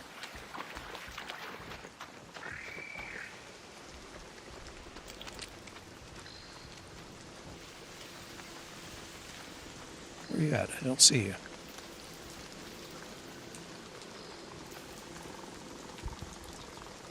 Did you not alert on me? Guess you alerted on somebody else.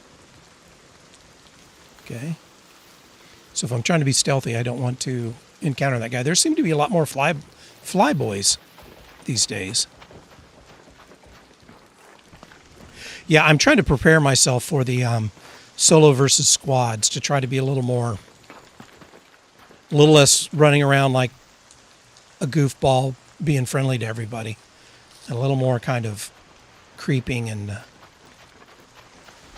avoiding encounters.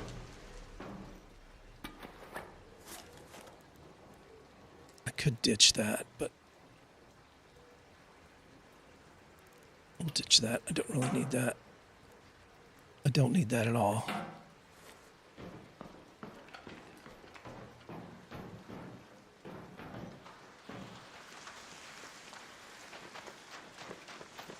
Where do I need to get out?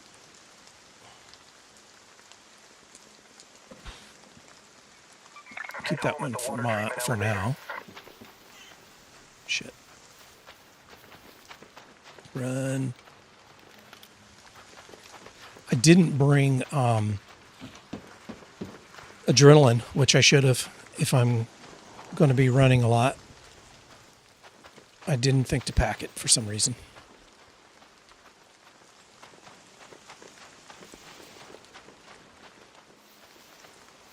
I don't like the rain on this map.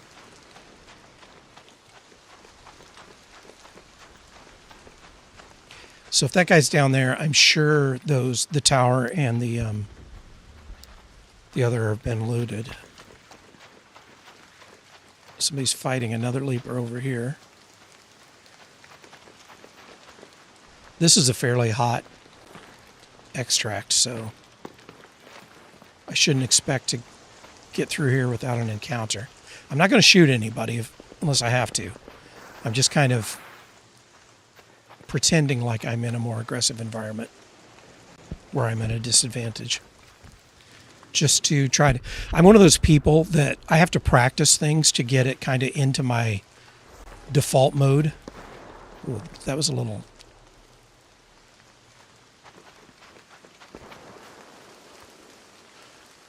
I can't just flip a switch and all of a sudden I'm in.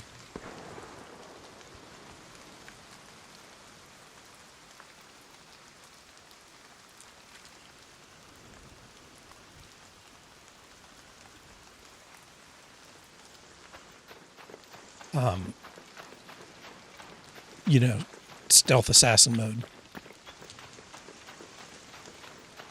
I have to do it a little bit. It's to where it becomes instinct, because otherwise I default to my regular learned behaviors. Which I think everybody's like that to a certain degree, but I'm probably more like that these days than I used to be. Hey, what's up, brother? Hello? You don't happen to have any light bulbs, do you? Not on me. There's a car nearby that there always is one. It's that one down there, like the other way? The one that's down by electrical. Yeah, I got that one. There's also up by power generator right next to the extract. There's another car there that always has 2 in it. Power, the whole way over there. All right, I'll just go out and come back in, probably. Good luck, man. All right, see you. So I have to be friendly whether I want to be or not. Well, I don't have to be. I could.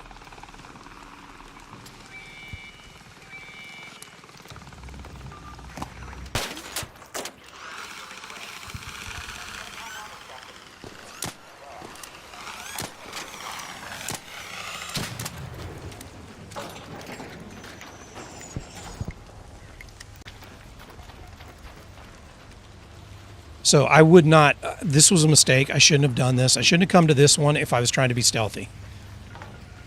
So I need to get that out of my head. I got to go to the fringes if I'm trying to be stealthy. And I don't want to encounter people. And I certainly shouldn't loot next to a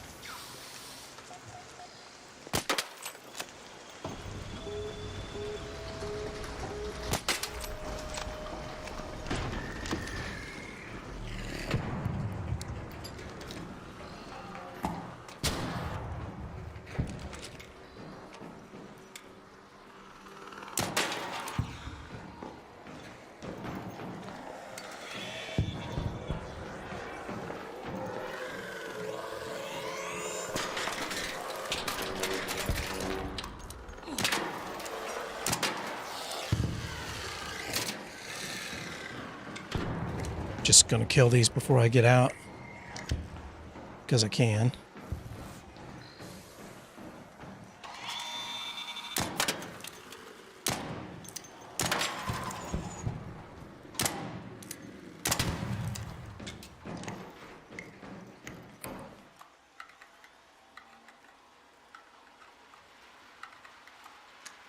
Okay. All right. So what did I learn from that? My natural behavior is to go to the closest and or shortest term extract when I should be thinking about avoiding popular areas. I didn't even think about it. I just did it. So I got to get rid of that.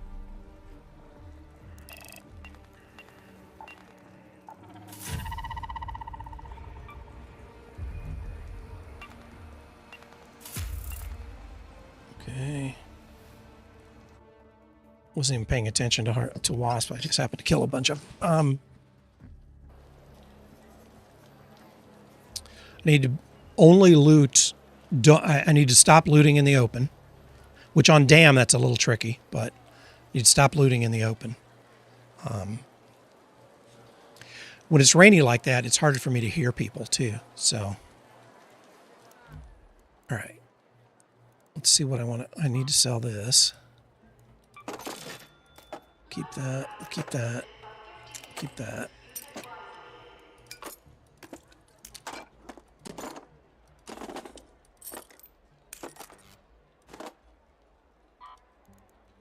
I don't know why I picked up a damaged wasp driver.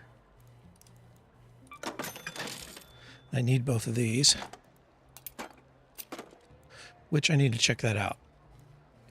Let's see where we're at on that.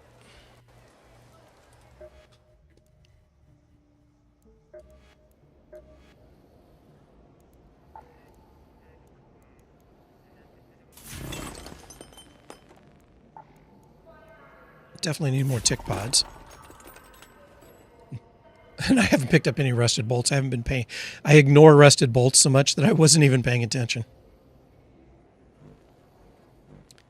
That's not time sensitive, so I'm not that worried about it. All right. I'm going to take a quick break to grab a coffee. I'll be back in about 2 minutes.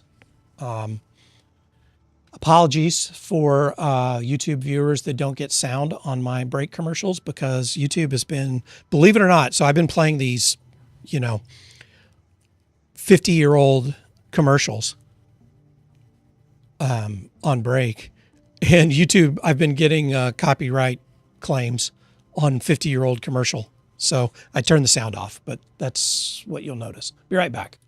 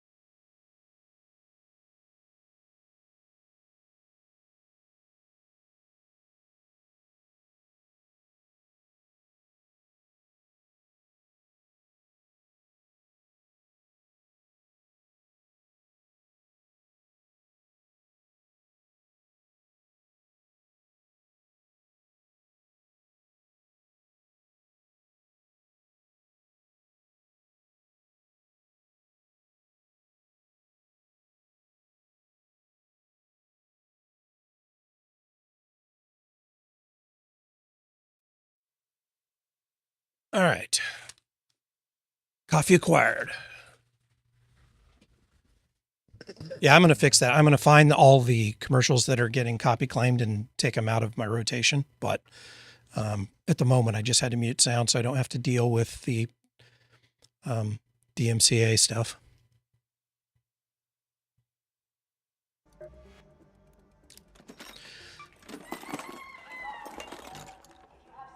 All right.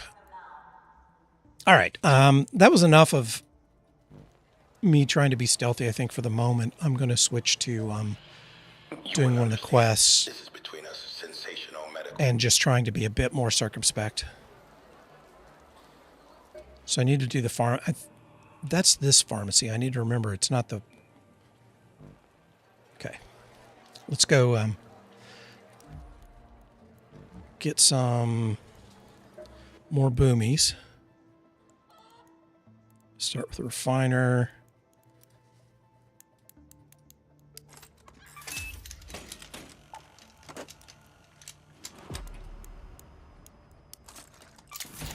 More boomies. And do I need more ammo? I think I do. I like to have a safety margin on my ammo.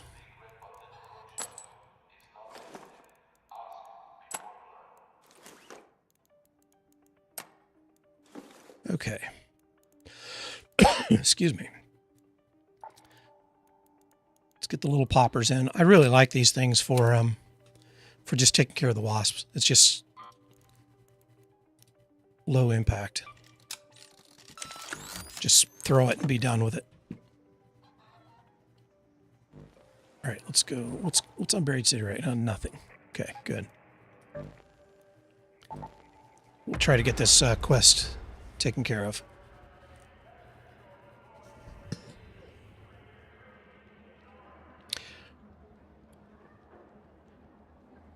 Maybe by next week I'll be ready to try solo versus squads.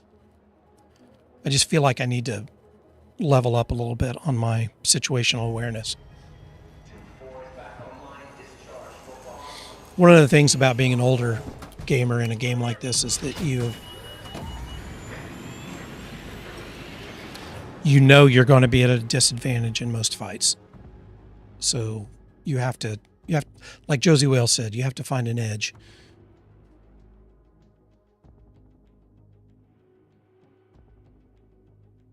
I need to put myself more in that mindset because it doesn't come naturally to me. I'm a little late. All right, where's that pharmacy? I don't remember exactly where it is. Hello, this is Lance. Yes, I got your frequency. The pharmacists live near the collapsed highway. All I need are some tasteful shots for my mood board. No self-portraits, please. Oh yeah, it's over here. Let's go to Piazza Arbusto. Oops, somebody just went down over there.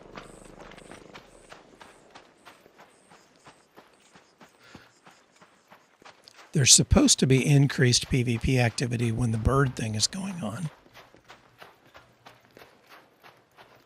Assuming that guy died fighting the Bastion. Since I heard it ripping into somebody. Oops, I forgot to get my... Oh, hello. Hello, you bastard. I do not like fighting him from the bridge.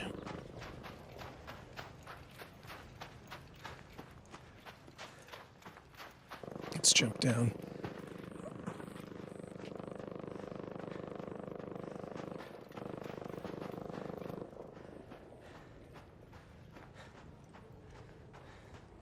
I should be running gun holstered, but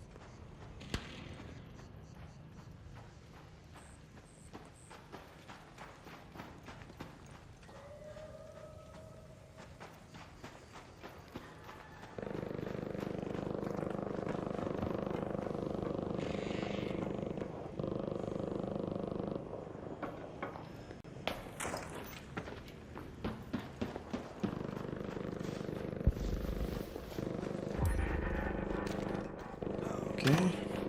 So far, so good.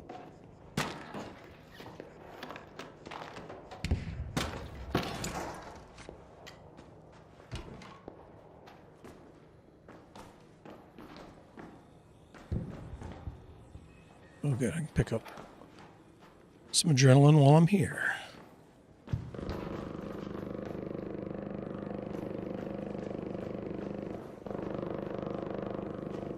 I don't need any of this garbage.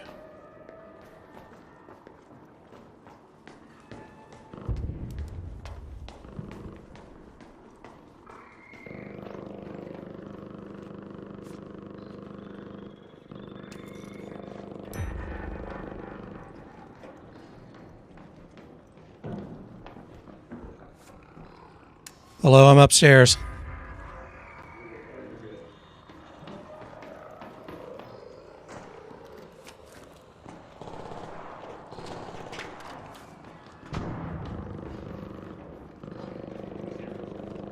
General loot items. You're good to go, bud. Yeah, I'm doing the quest.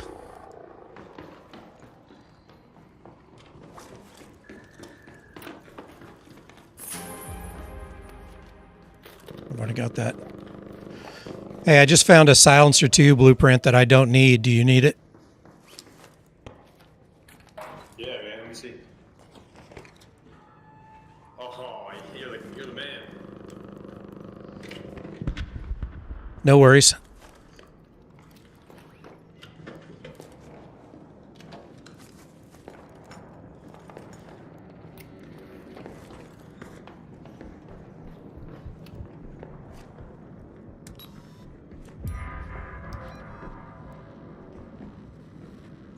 Okay. I think that's quest complete.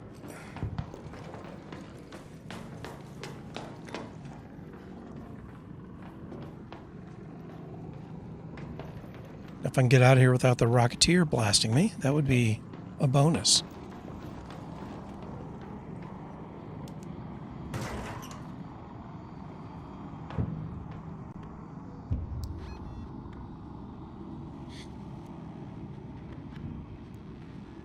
I could have got $5,000 out of that, but the guy was nice, so.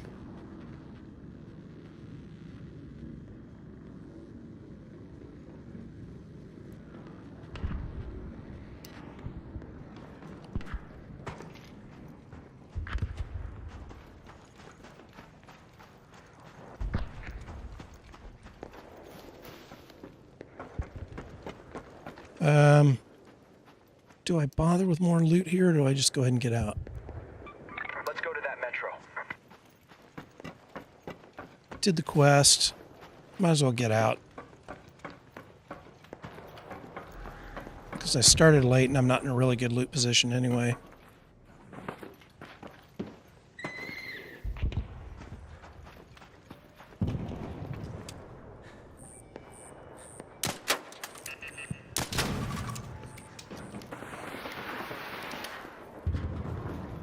Turrets must die. Although I could loot that since the turret was alive, that may not have been looted. Might be worth going over to the loot.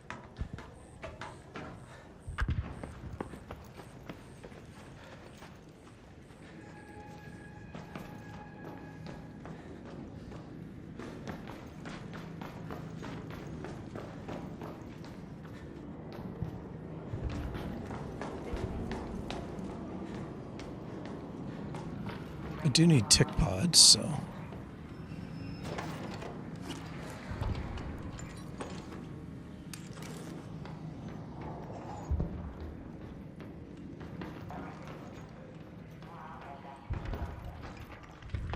Well, this is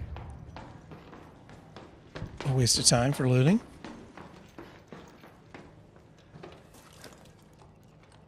Hopefully by saying that I triggered the blueprints everywhere flag.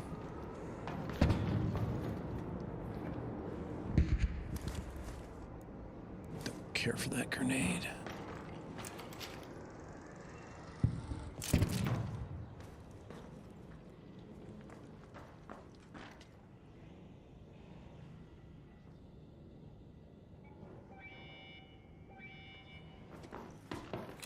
Oh yeah, did I wait too long? No, not quite.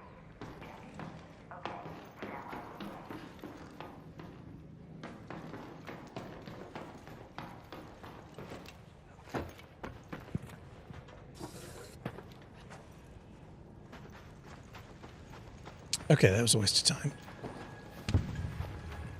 I stand by the logic, though. Live turret means hasn't been looted. I just forgot that that place doesn't have shit for loot in it.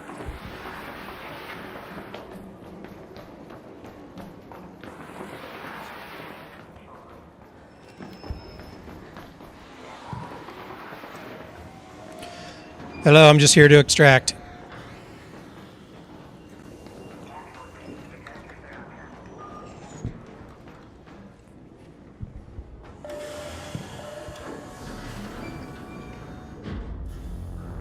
Again, if I was being stealthy, I would have waited.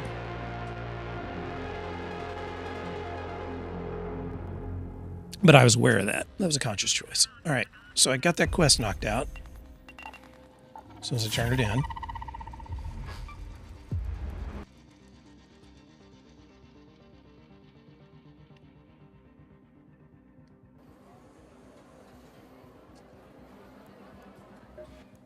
That's a victory pose if I've ever. Wallpaper with those curtains. What a horrendously. We've got clean water again, but we can't risk people falling ill if the saboteurs return. We need to root them out once and for all. All right, head back to that barrel you found, and see if you can find any clues as to its origins.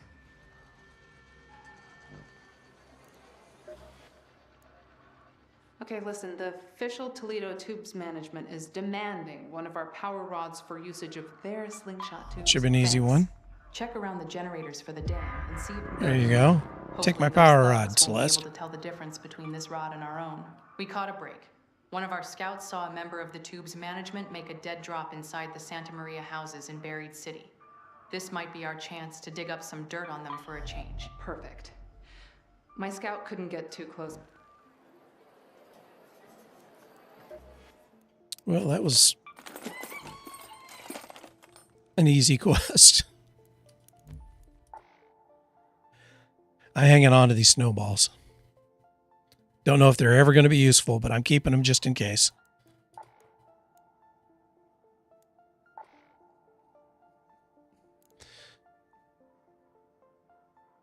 I don't know where that is. I may have to look that one up because I don't know where that is. Only fired 2 shots there.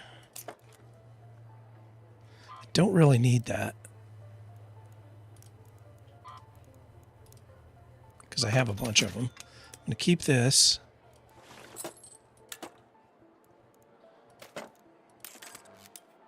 Handy up here. All right. I could do the damn battleground again because I forgot to take the picture, and The only she wants me to check that out. Speranza's drinking water on my watch. So I may as well do that. Let's do that. Might as well do the night raid too while we're at it. Just in case we do loot. Let's say we get a nice loot spawn.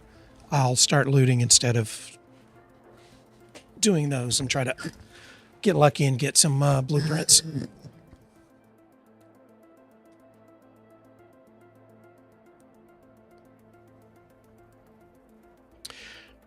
Yeah, I was talking with some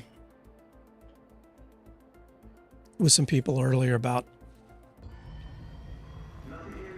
the broad appeal of this game, especially to people who traditionally would not typically game together, that they have such different play styles and different things that they want out of a game, and how Arc Raiders is a nice kind of intersection of the Venn diagram. It allows you to kind of do whatever you want, and you don't have to stick to one thing. You can, like right now, I'm just bopping around looting. I'm not really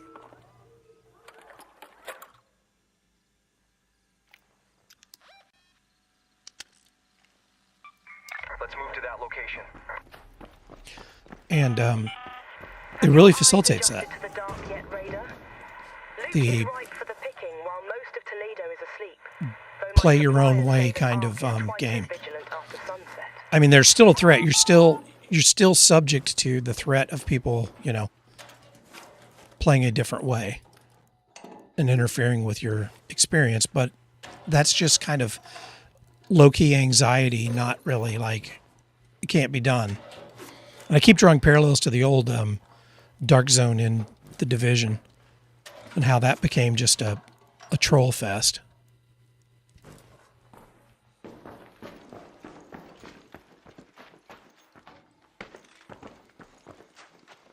So far, we haven't seen anything like that here. And I think there's enough dimensions and enough care being taken by Embark that that's not likely to happen. Hello? Hey. I'm here to photograph the thing. Yeah, me too. I'm looking for the deflated football. The bike's over here.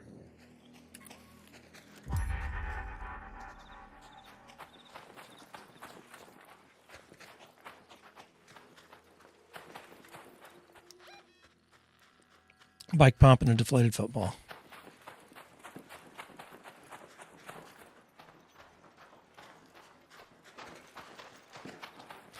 Yeah, that's going to be residential loot probably. Did you get the bike pump? No, I may have one in my inventory somewhere, but I'm pretty sure I found the bike pump in residential. Okay, because there's a bike here on the side of the wall that if you look at, it's going to give you a bug pump. Oh, really? Okay. I had no idea. But the deflated football is what I'm looking for. I think it's supposed to be around the goal post or something. Oh yeah, I think it's over here. Well, nice. I didn't know it. It just handed this stuff to you. Yeah, pretty easily done. Sweet. Did he pick up the thing?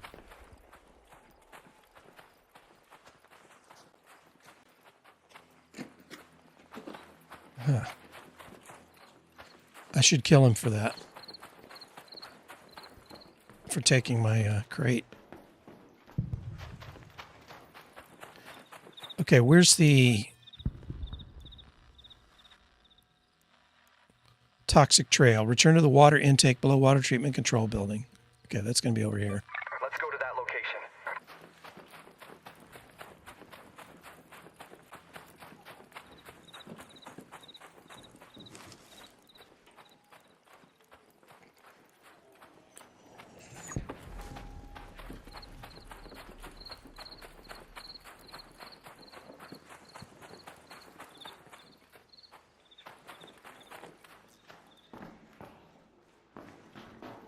No crate here.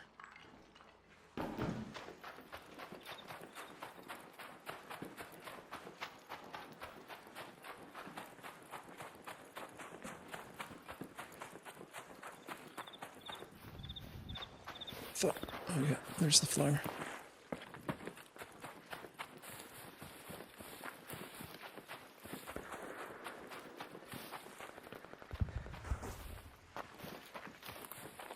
Is it worth making all the noise? It is night. Maybe this will have something good in it.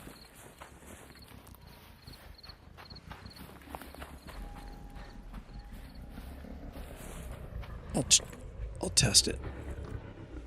It's probably a stupid move.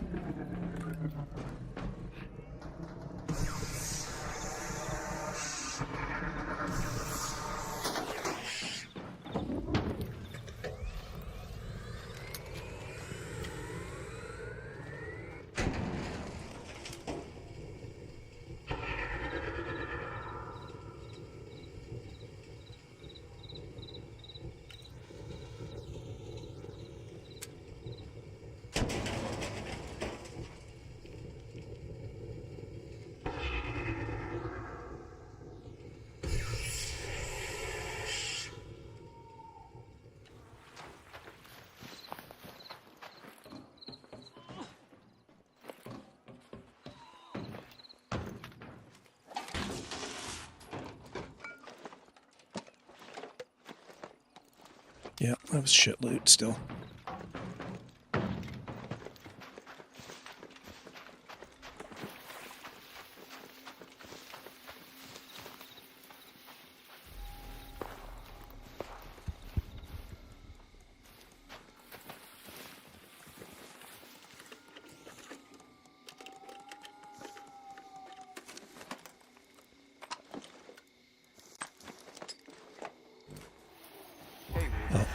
Hey.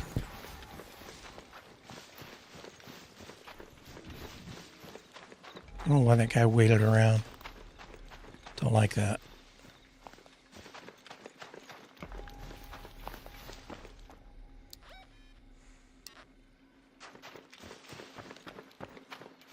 Turn to the water intake what? Below the water treatment building. So I think I go in.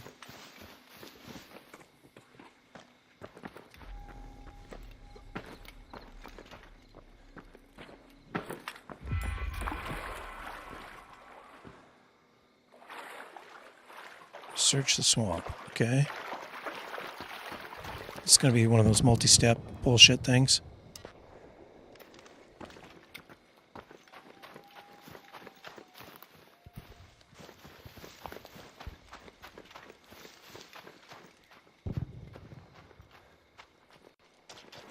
have no idea where to search.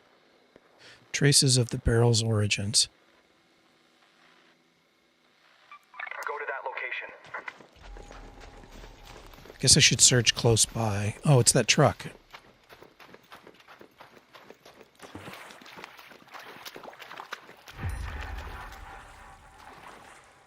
What is splashing in the water over there?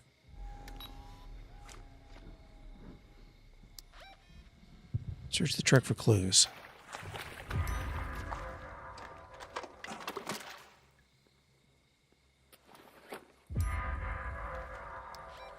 Okay. What is this? I don't think I've seen this before. Anybody have any idea what this is? I mean, there's no fishing, right?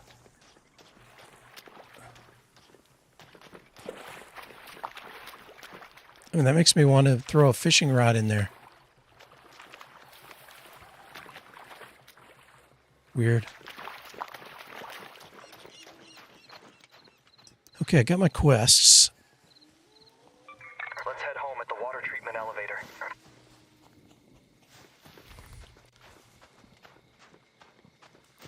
I was going to talk to that guy, but...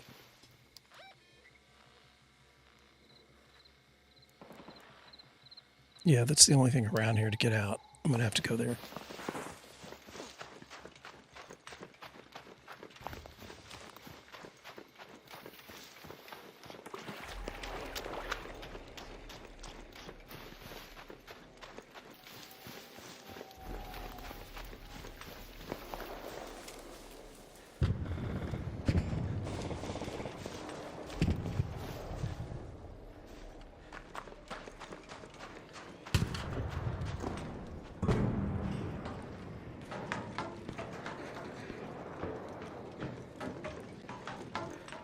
Take that guy's loot.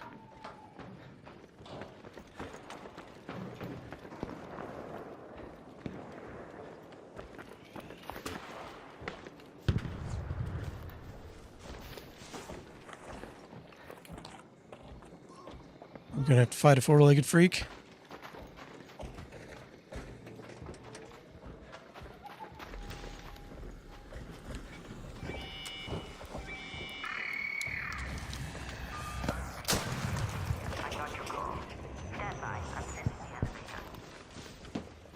Uh-oh, I think the four-legged freak got alerted on somebody. Oh, it's coming this way.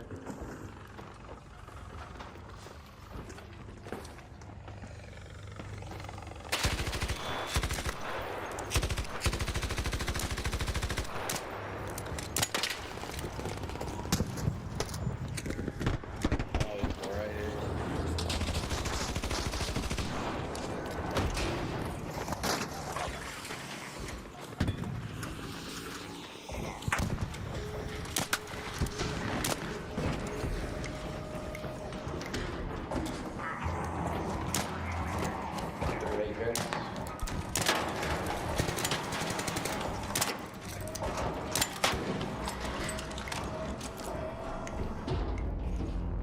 Cowards. We could have stood in there and killed him.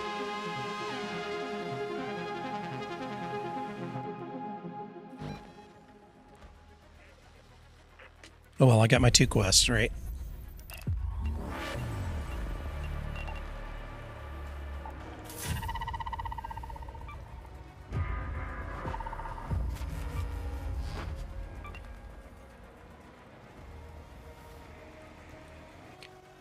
Oh yeah, I can go back there and actually take on the leaper and get some points for it. Get some You've got that post-boom some of the trial stuff. respect it. Fantastic. Now I don't need that loot. I'm not forgetting about it. I just don't want to do it. The only thing... I'd thank you for finishing it. But I'll wait. We left a key in the truck, huh? That key you found in the barrel truck. I won't jump to accusations just yet, but this certainly reeks of an inside job. Could you investigate There's a staff room in the...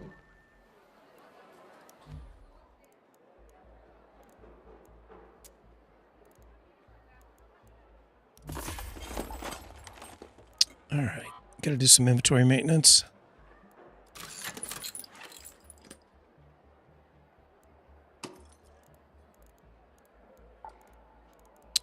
What do I have to sell first? I'm going to keep all that stuff because I don't know what I'm going to need. That's kind of the mantra of the hoarder, isn't it?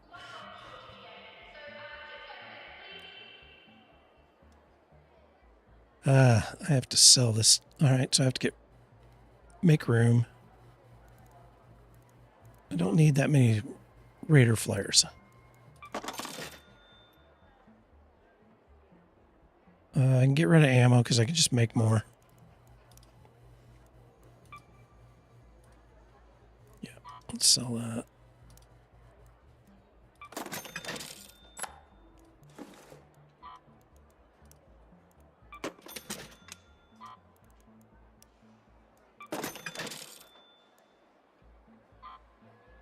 Don't really need that.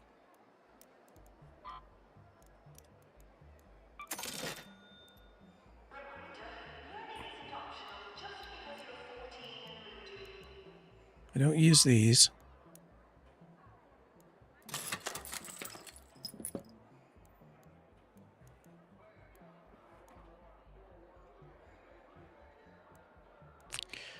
Need to use up some of my seeds. I need to remember to do that. Oh, I got way too many springs.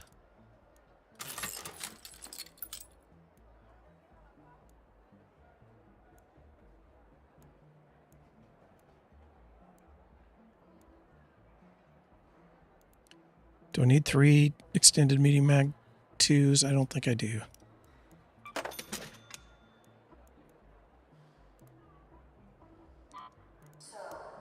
Don't really use compensators much.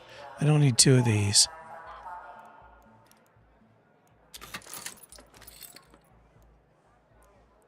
I don't use zip lines that often, so keeping 3 is plenty. I really don't use these. I don't use these that much either.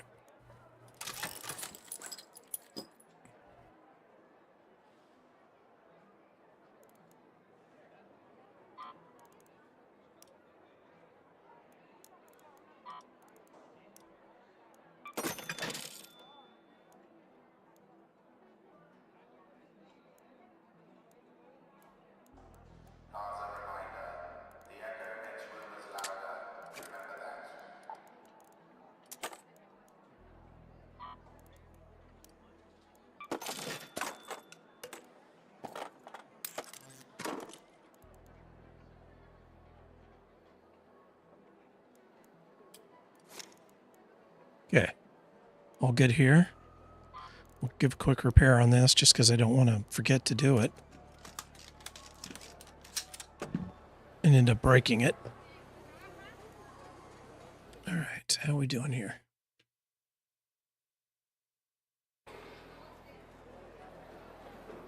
I'm checking the streams real quick to make sure. Give me just a second here because I'm a little worried since that stuff went down earlier.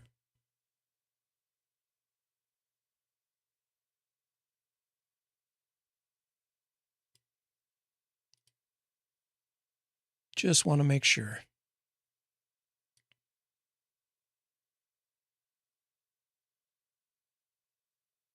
Seems okay. Yeah, seems okay. All right, good enough. All right.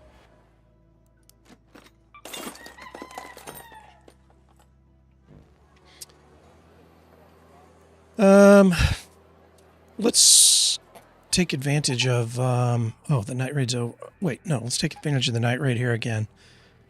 And let's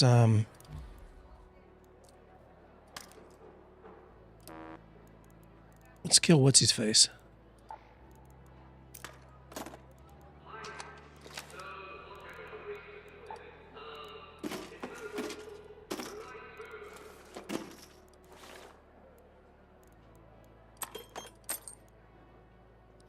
Need flamers.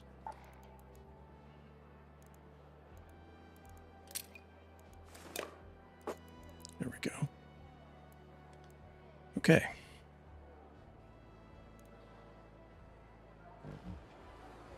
All right, let's go kill Crawley Charlie. We'll get some damage on him at least in the night raid.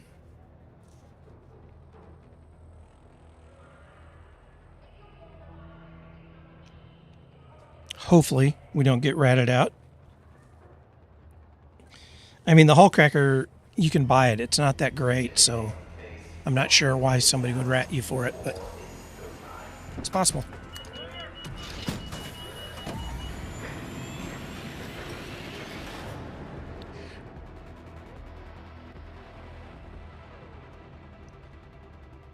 If you have good cover, killing this thing's fairly easy. Although they did supposedly fix the leg where it doesn't like get crippled as easy. If you don't have good cover, this thing will waste you. Ooh. Starting early on, I gotta loot. Too much good chance for blueprint.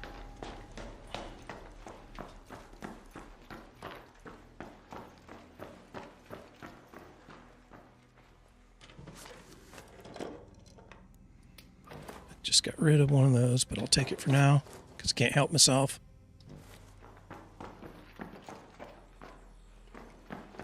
Because I'm addicted to the booty.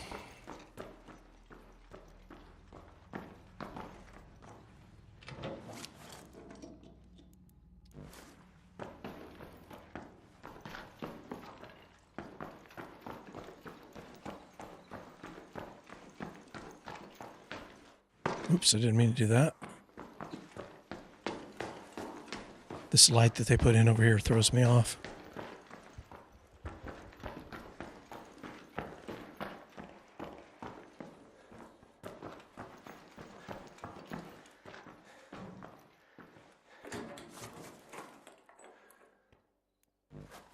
So much for the good night loot. And the obligatory toaster. Wow. This building sucked. Not to be discouraged, though.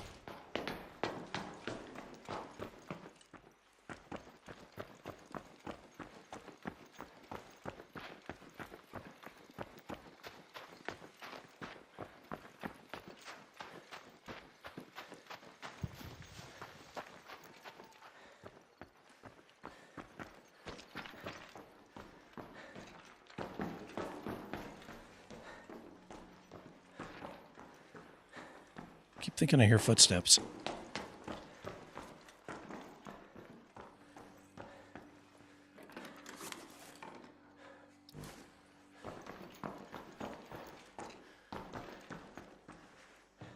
Okay, blueprint. Nope. Blueprint. And blueprint.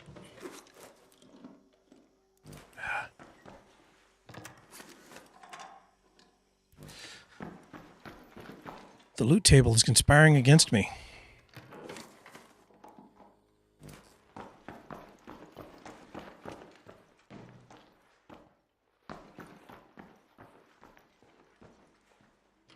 Definitely blueprint here.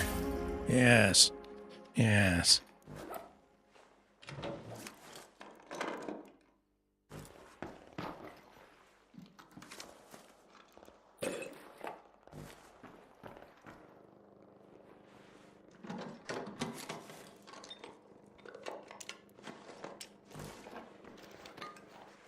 Make some noise. Sounds like somebody's fighting something big. Bastion, maybe?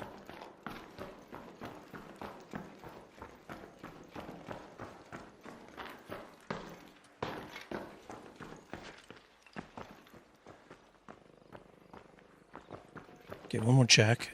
This other building, if it's not already looted.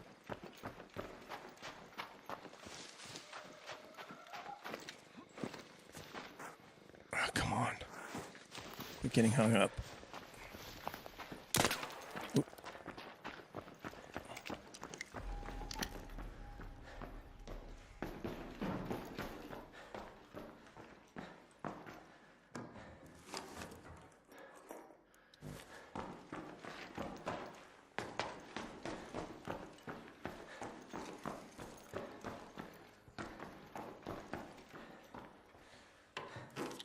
Okay, what do we got here? No blueprint.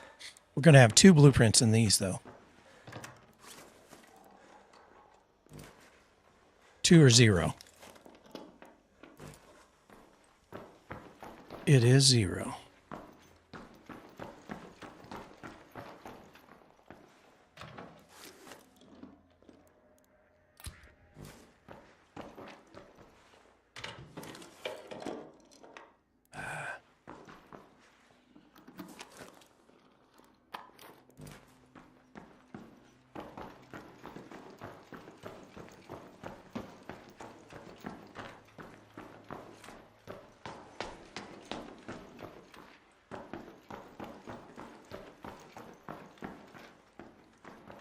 Well, it's just going to be packed full of blueprints.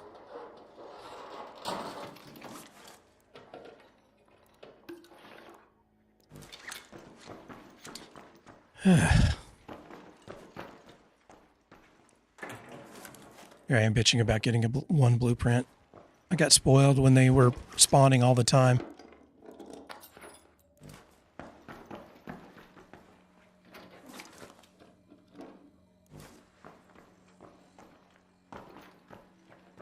Toaster, don't need a toaster.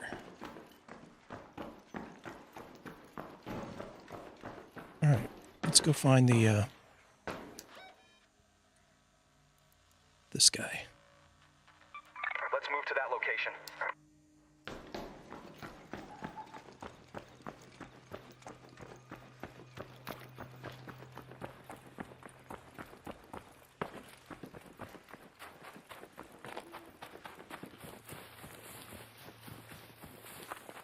I did this loot run so many times when I was getting ready for the last expedition that I feel like I'm in autopilot mode.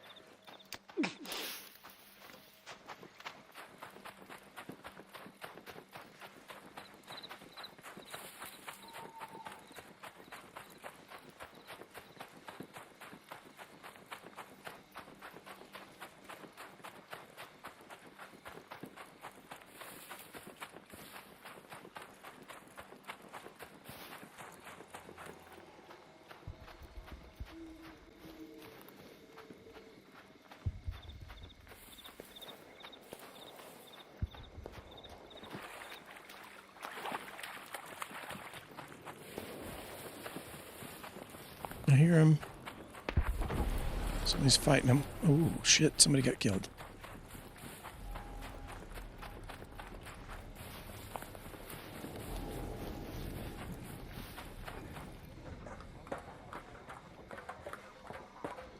Well, hopefully they'll be able to escape.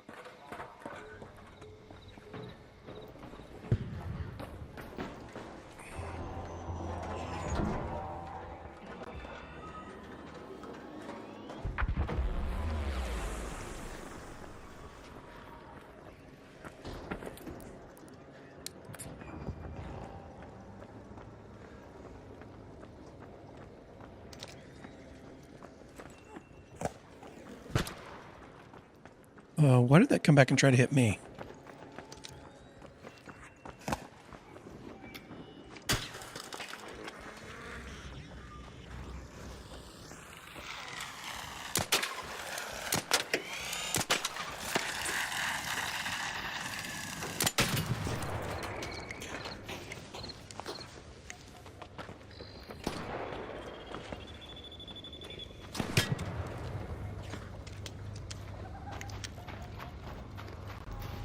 Hey, I'm just, I'm here to fight the Leaper.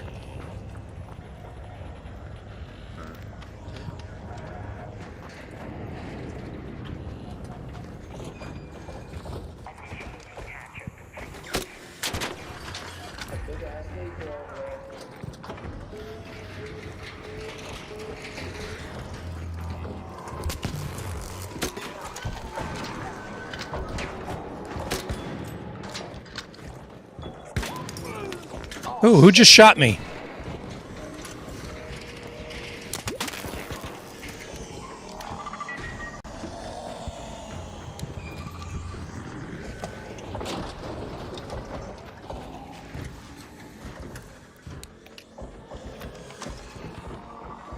Need to do health first, but...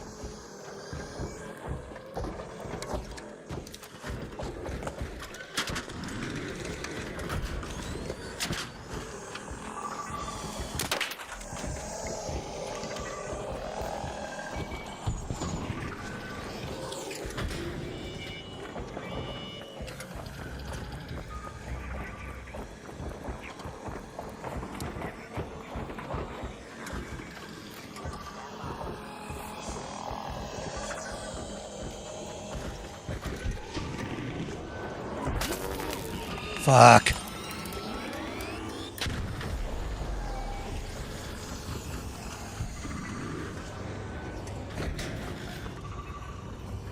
Open up.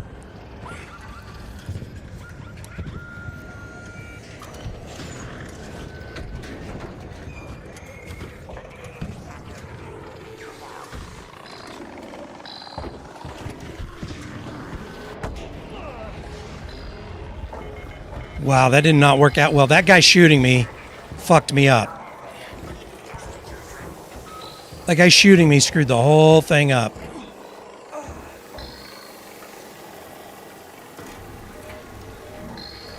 Fucking asshole.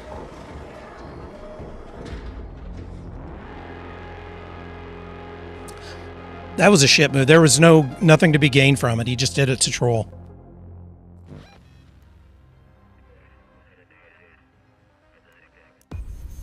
At least I managed to get out, but that was kind of a pathetic...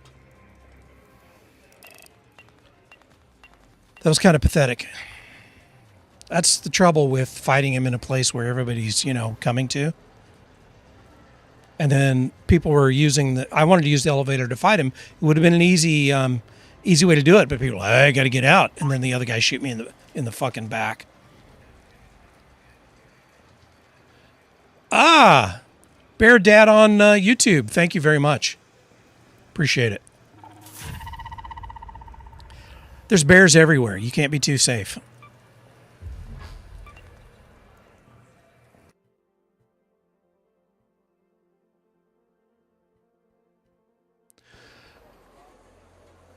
Okay.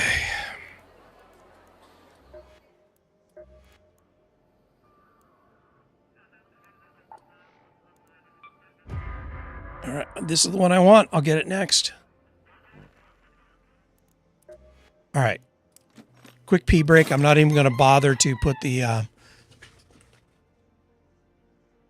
commercials on. I'll be right back in just a sec.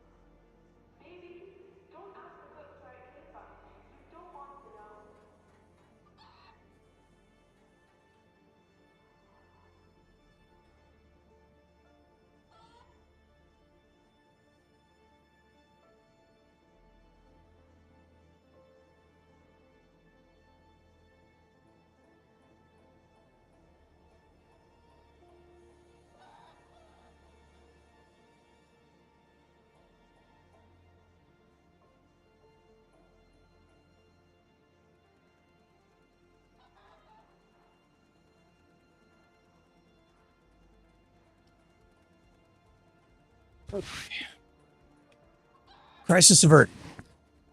All right, let's get cleaned up and go back for more.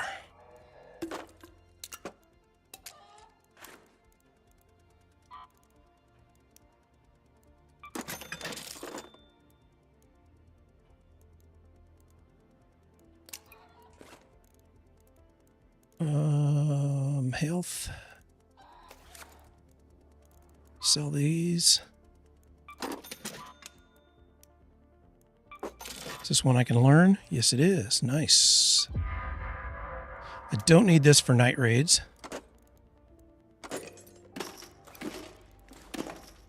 It should be enough. Okay. All right, let's go back for more. Hopefully this time it'll work out a little better. Oop, night raid's over there, so I can go Buried City and try to find some things to shoot at from here. Let's look at what nades I have for this. It's going to be a lot of flying things too. I really should take some of my favorite grenades. I'm really going to load up for this, I think.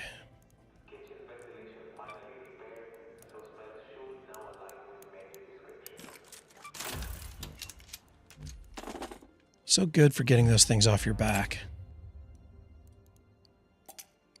We'll take... Oop, no, I don't want that. I don't want that. God dang it. I hate the way it just trades. It doesn't allow you to just drop there.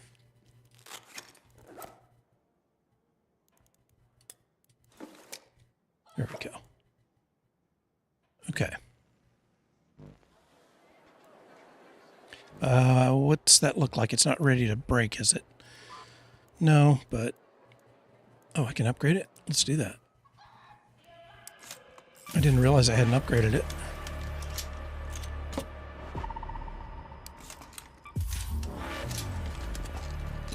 Well, why not? If we're going to have one, let's have a level 4. Okay.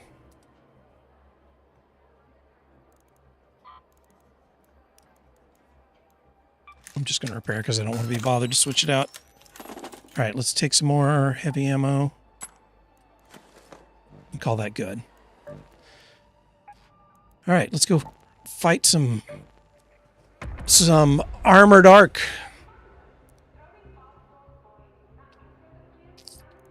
I want to check and make sure. Bastions, and then Rocketeers, Leapers, or Bastions. Okay. Well, we'll try to avoid the Rocketeer because I don't like the Rocketeer.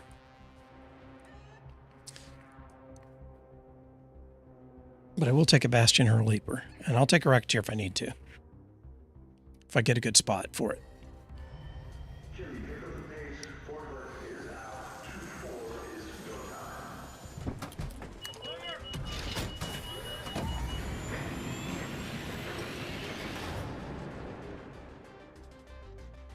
I mean, if I really wanted to get serious, I'd take an umbrella and a one of the mines, but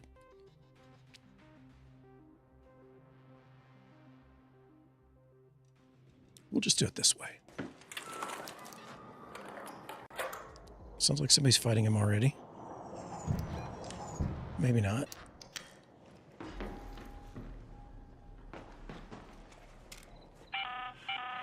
This is Celeste. The alley behind the houses should be the quickest way to get inside. There's a sort of indoor courtyard there that would be the likeliest place to hide something in plain sight. I'm not really paying attention to your quest right now.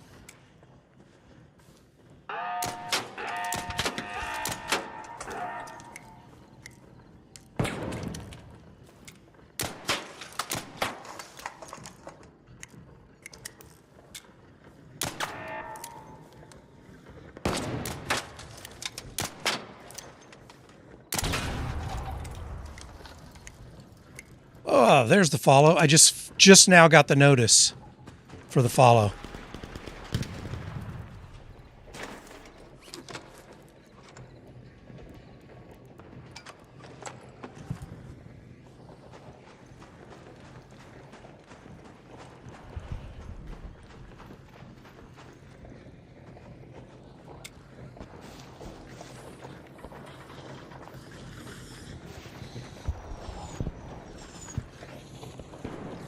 Need to get some high ground here.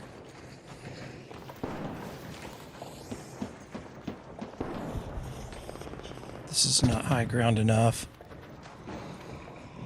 Is there a way up here? Yes. This could be good enough.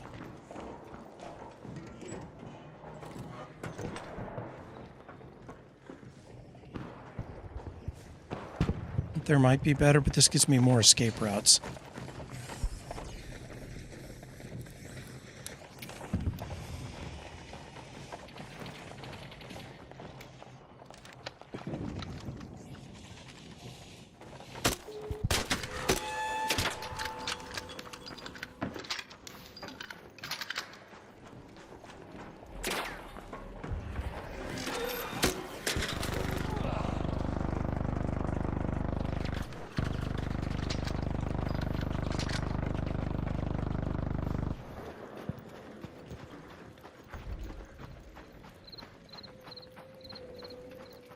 Didn't like that spot there.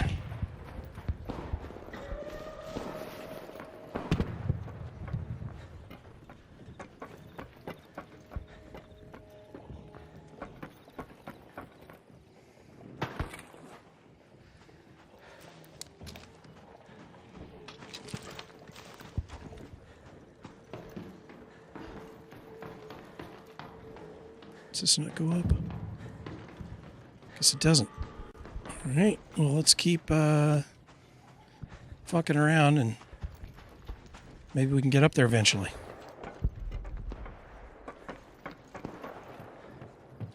How do I get up there?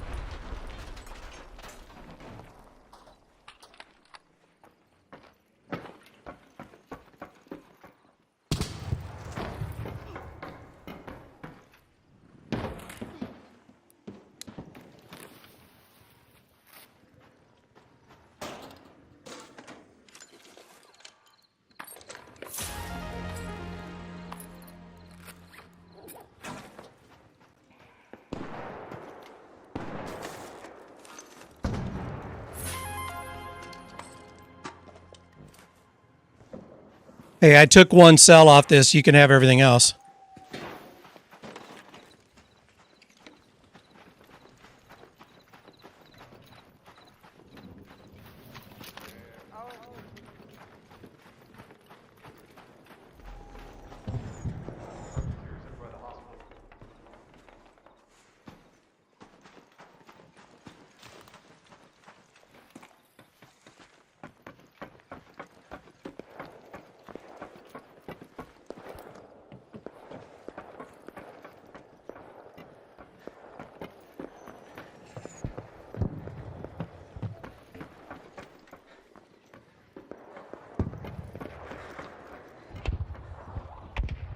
I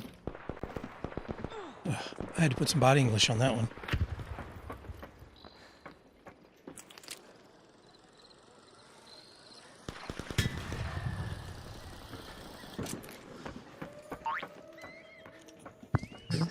Server where you need to check the chimney. It doesn't have the bird thing going on right now, as far as I know.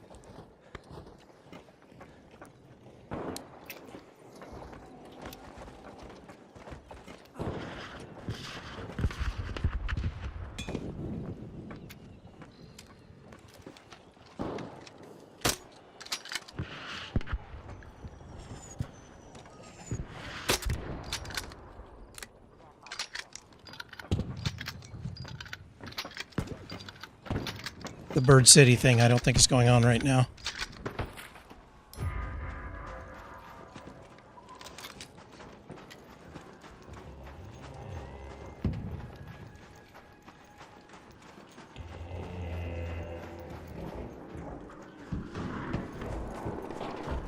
He needs to get over there before he dies.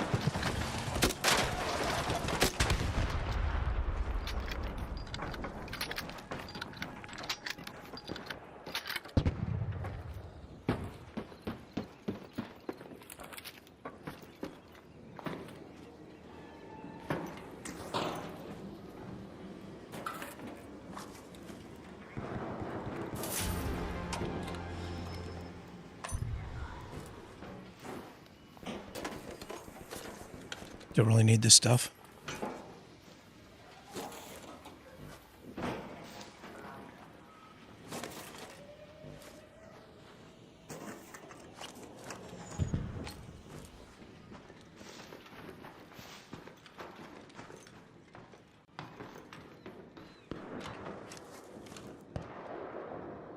Already did the bicycle pump thing.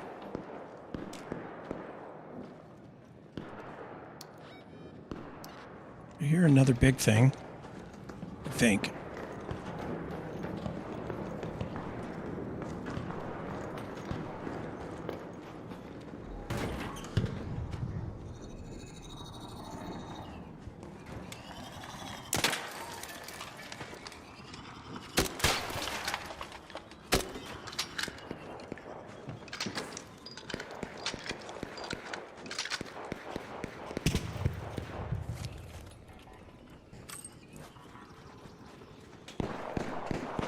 I'm here to talk to you about your Kazakhstan warranty. Joke's on you. I don't have a car.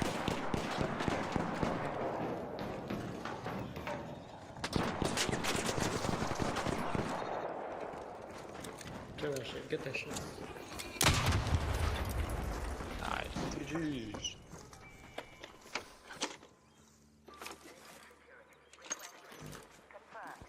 Is that 5-up blueprint and someone wants it in there? Y'all saw that raider flare? Yeah, I'm pretty sure there might be a guy camping in the extract, so be careful. Oh, it was in the extract? It's crazy. Yeah, I think two people went down.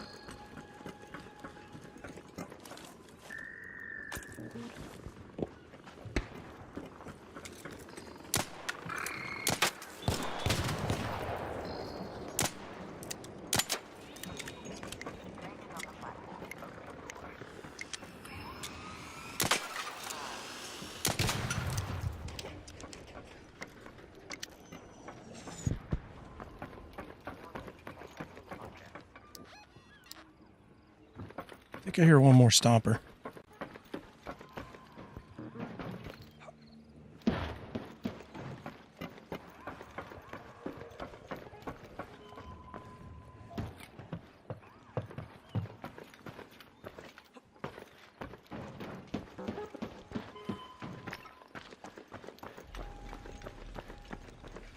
How much time do I have?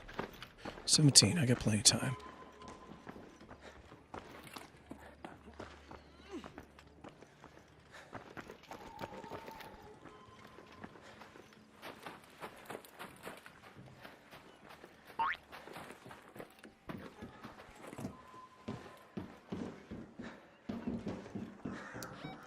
You should get a form, Sky. Of course, they don't take out taxes, so it won't show the taxes paid, but you should get some kind of form from them. I just don't know exactly what, I don't remember exactly what it is, which form it is. Go to that metro. Basically, it's a form saying that they didn't pay any taxes.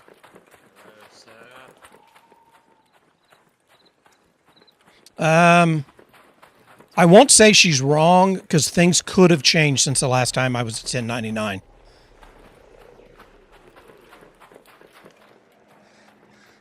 The IRS website should be able to tell you whether they're required to give you a form or not. You don't need it. You don't need it to file. You should.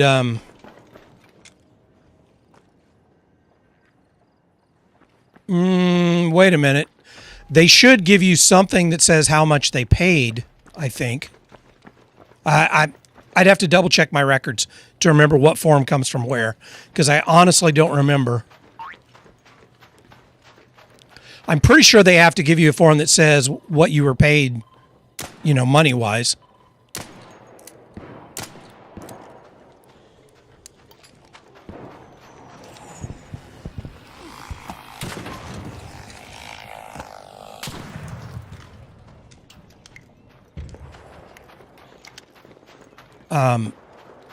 Because you need a record of your income, right? They won't have paid any taxes, but they should have a record of your income. If they don't, hopefully they've paid you in check or something, and you've got some kind of, check stubs or something that you can use.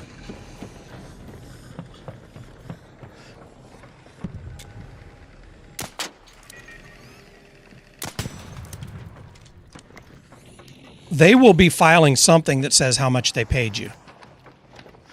Now, they don't have to give it to you right away.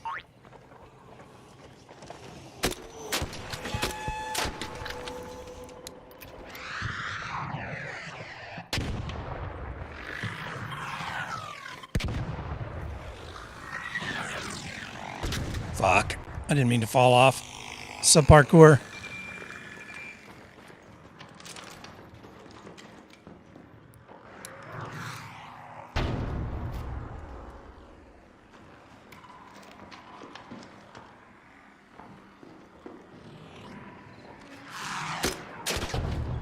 Oh, you fucker. You motherfucker. How did that hit me?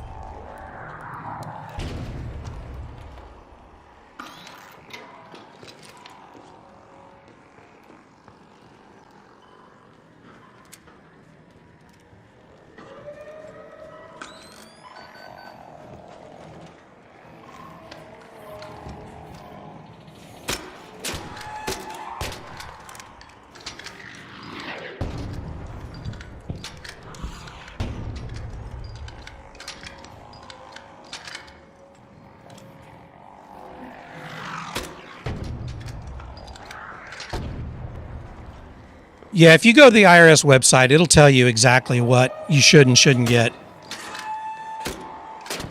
Because laws change, and I don't know exactly what they're on the hook for now. Oh, you shot through the door, you bitch.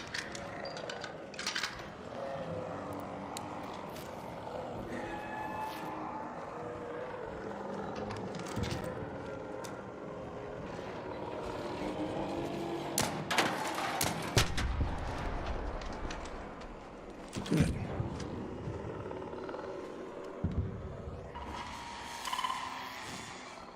You guys are toast now. Mama's dead.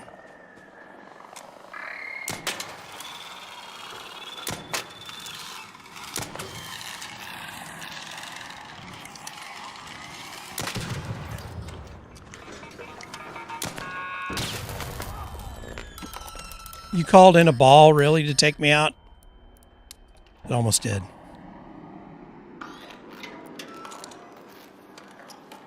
Okay, I'm going to take a chance, go out in the open and loot here.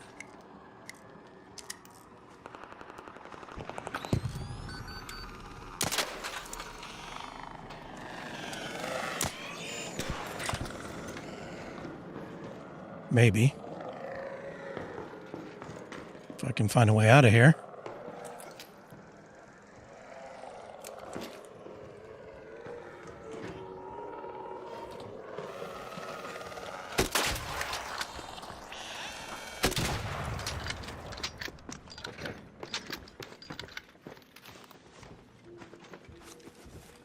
Let's see where I'm at.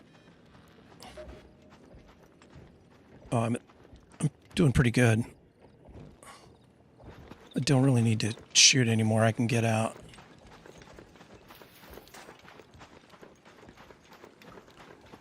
Yo, hey, you didn't snake all my loot, did you? No, man, I'm just trying to find some advanced. What's the name of this shaven? Advanced arc follow, bro.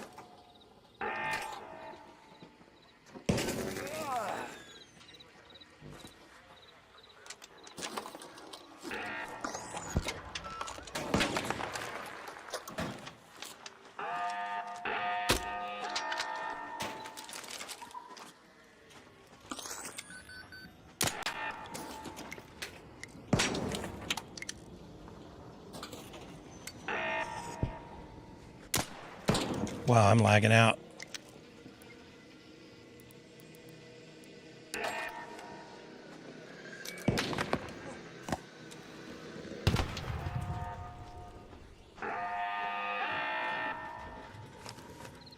Do I have smokes? I didn't bring smokes. Shit, that means I'm gonna have to kill this fucking thing before I can move.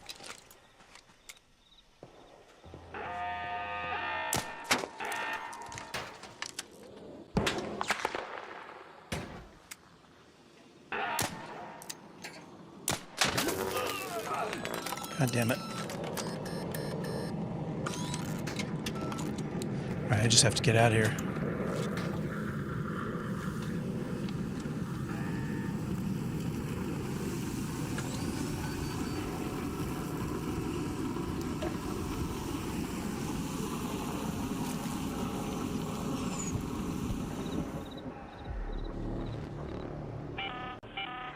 An arc orbiter is en route.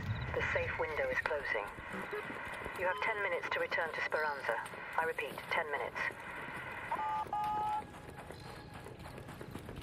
Of course there's a rocketeer here.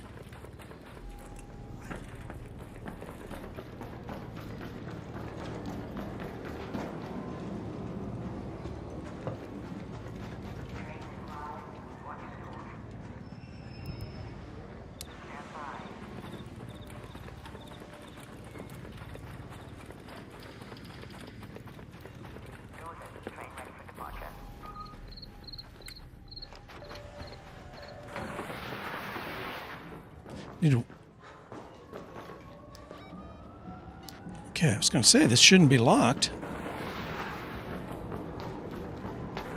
That was weird. Never seen the gates closed when it was still viable.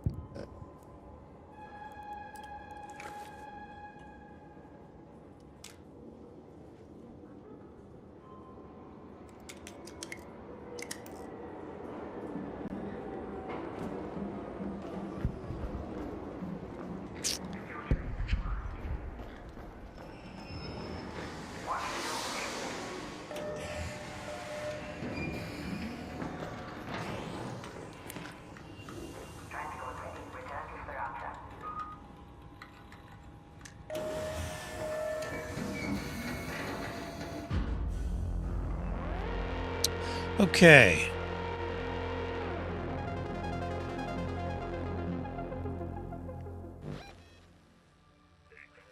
Success. I killed 3 big boys that time.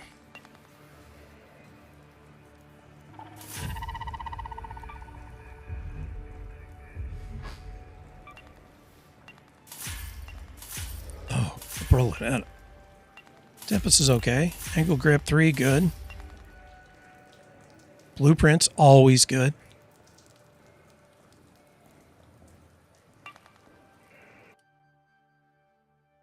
Made good use of the 2X there.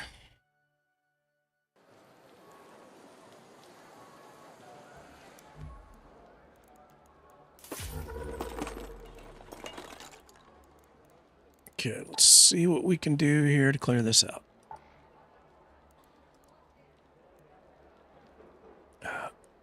I hate that it won't let me interact when my stash is full.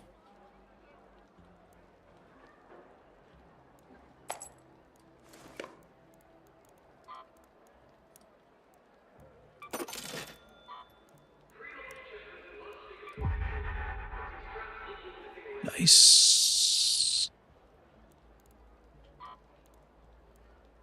Just fix this. That'll get rid of some of those.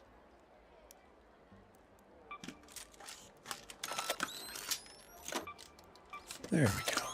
I'm just going to get rid of them anyway, so.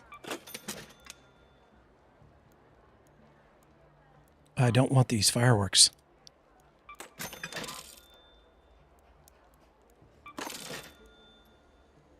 I never use the gas mine.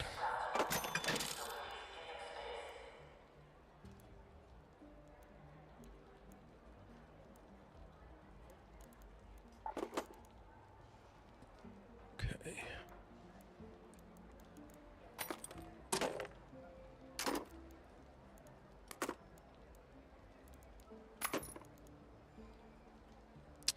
Okay, let's get some health in here.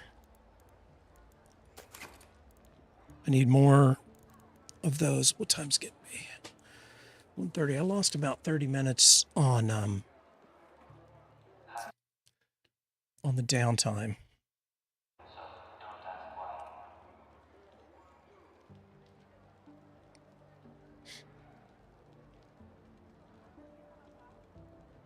Let me double check something here real quick.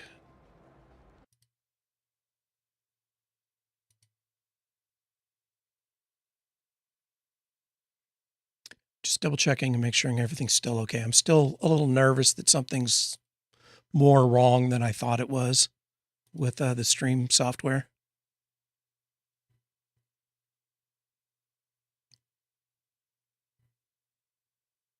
Seems to be okay at the moment.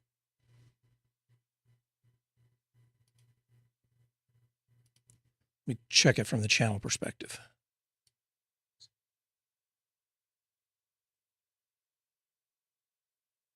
Yeah, seems to be okay.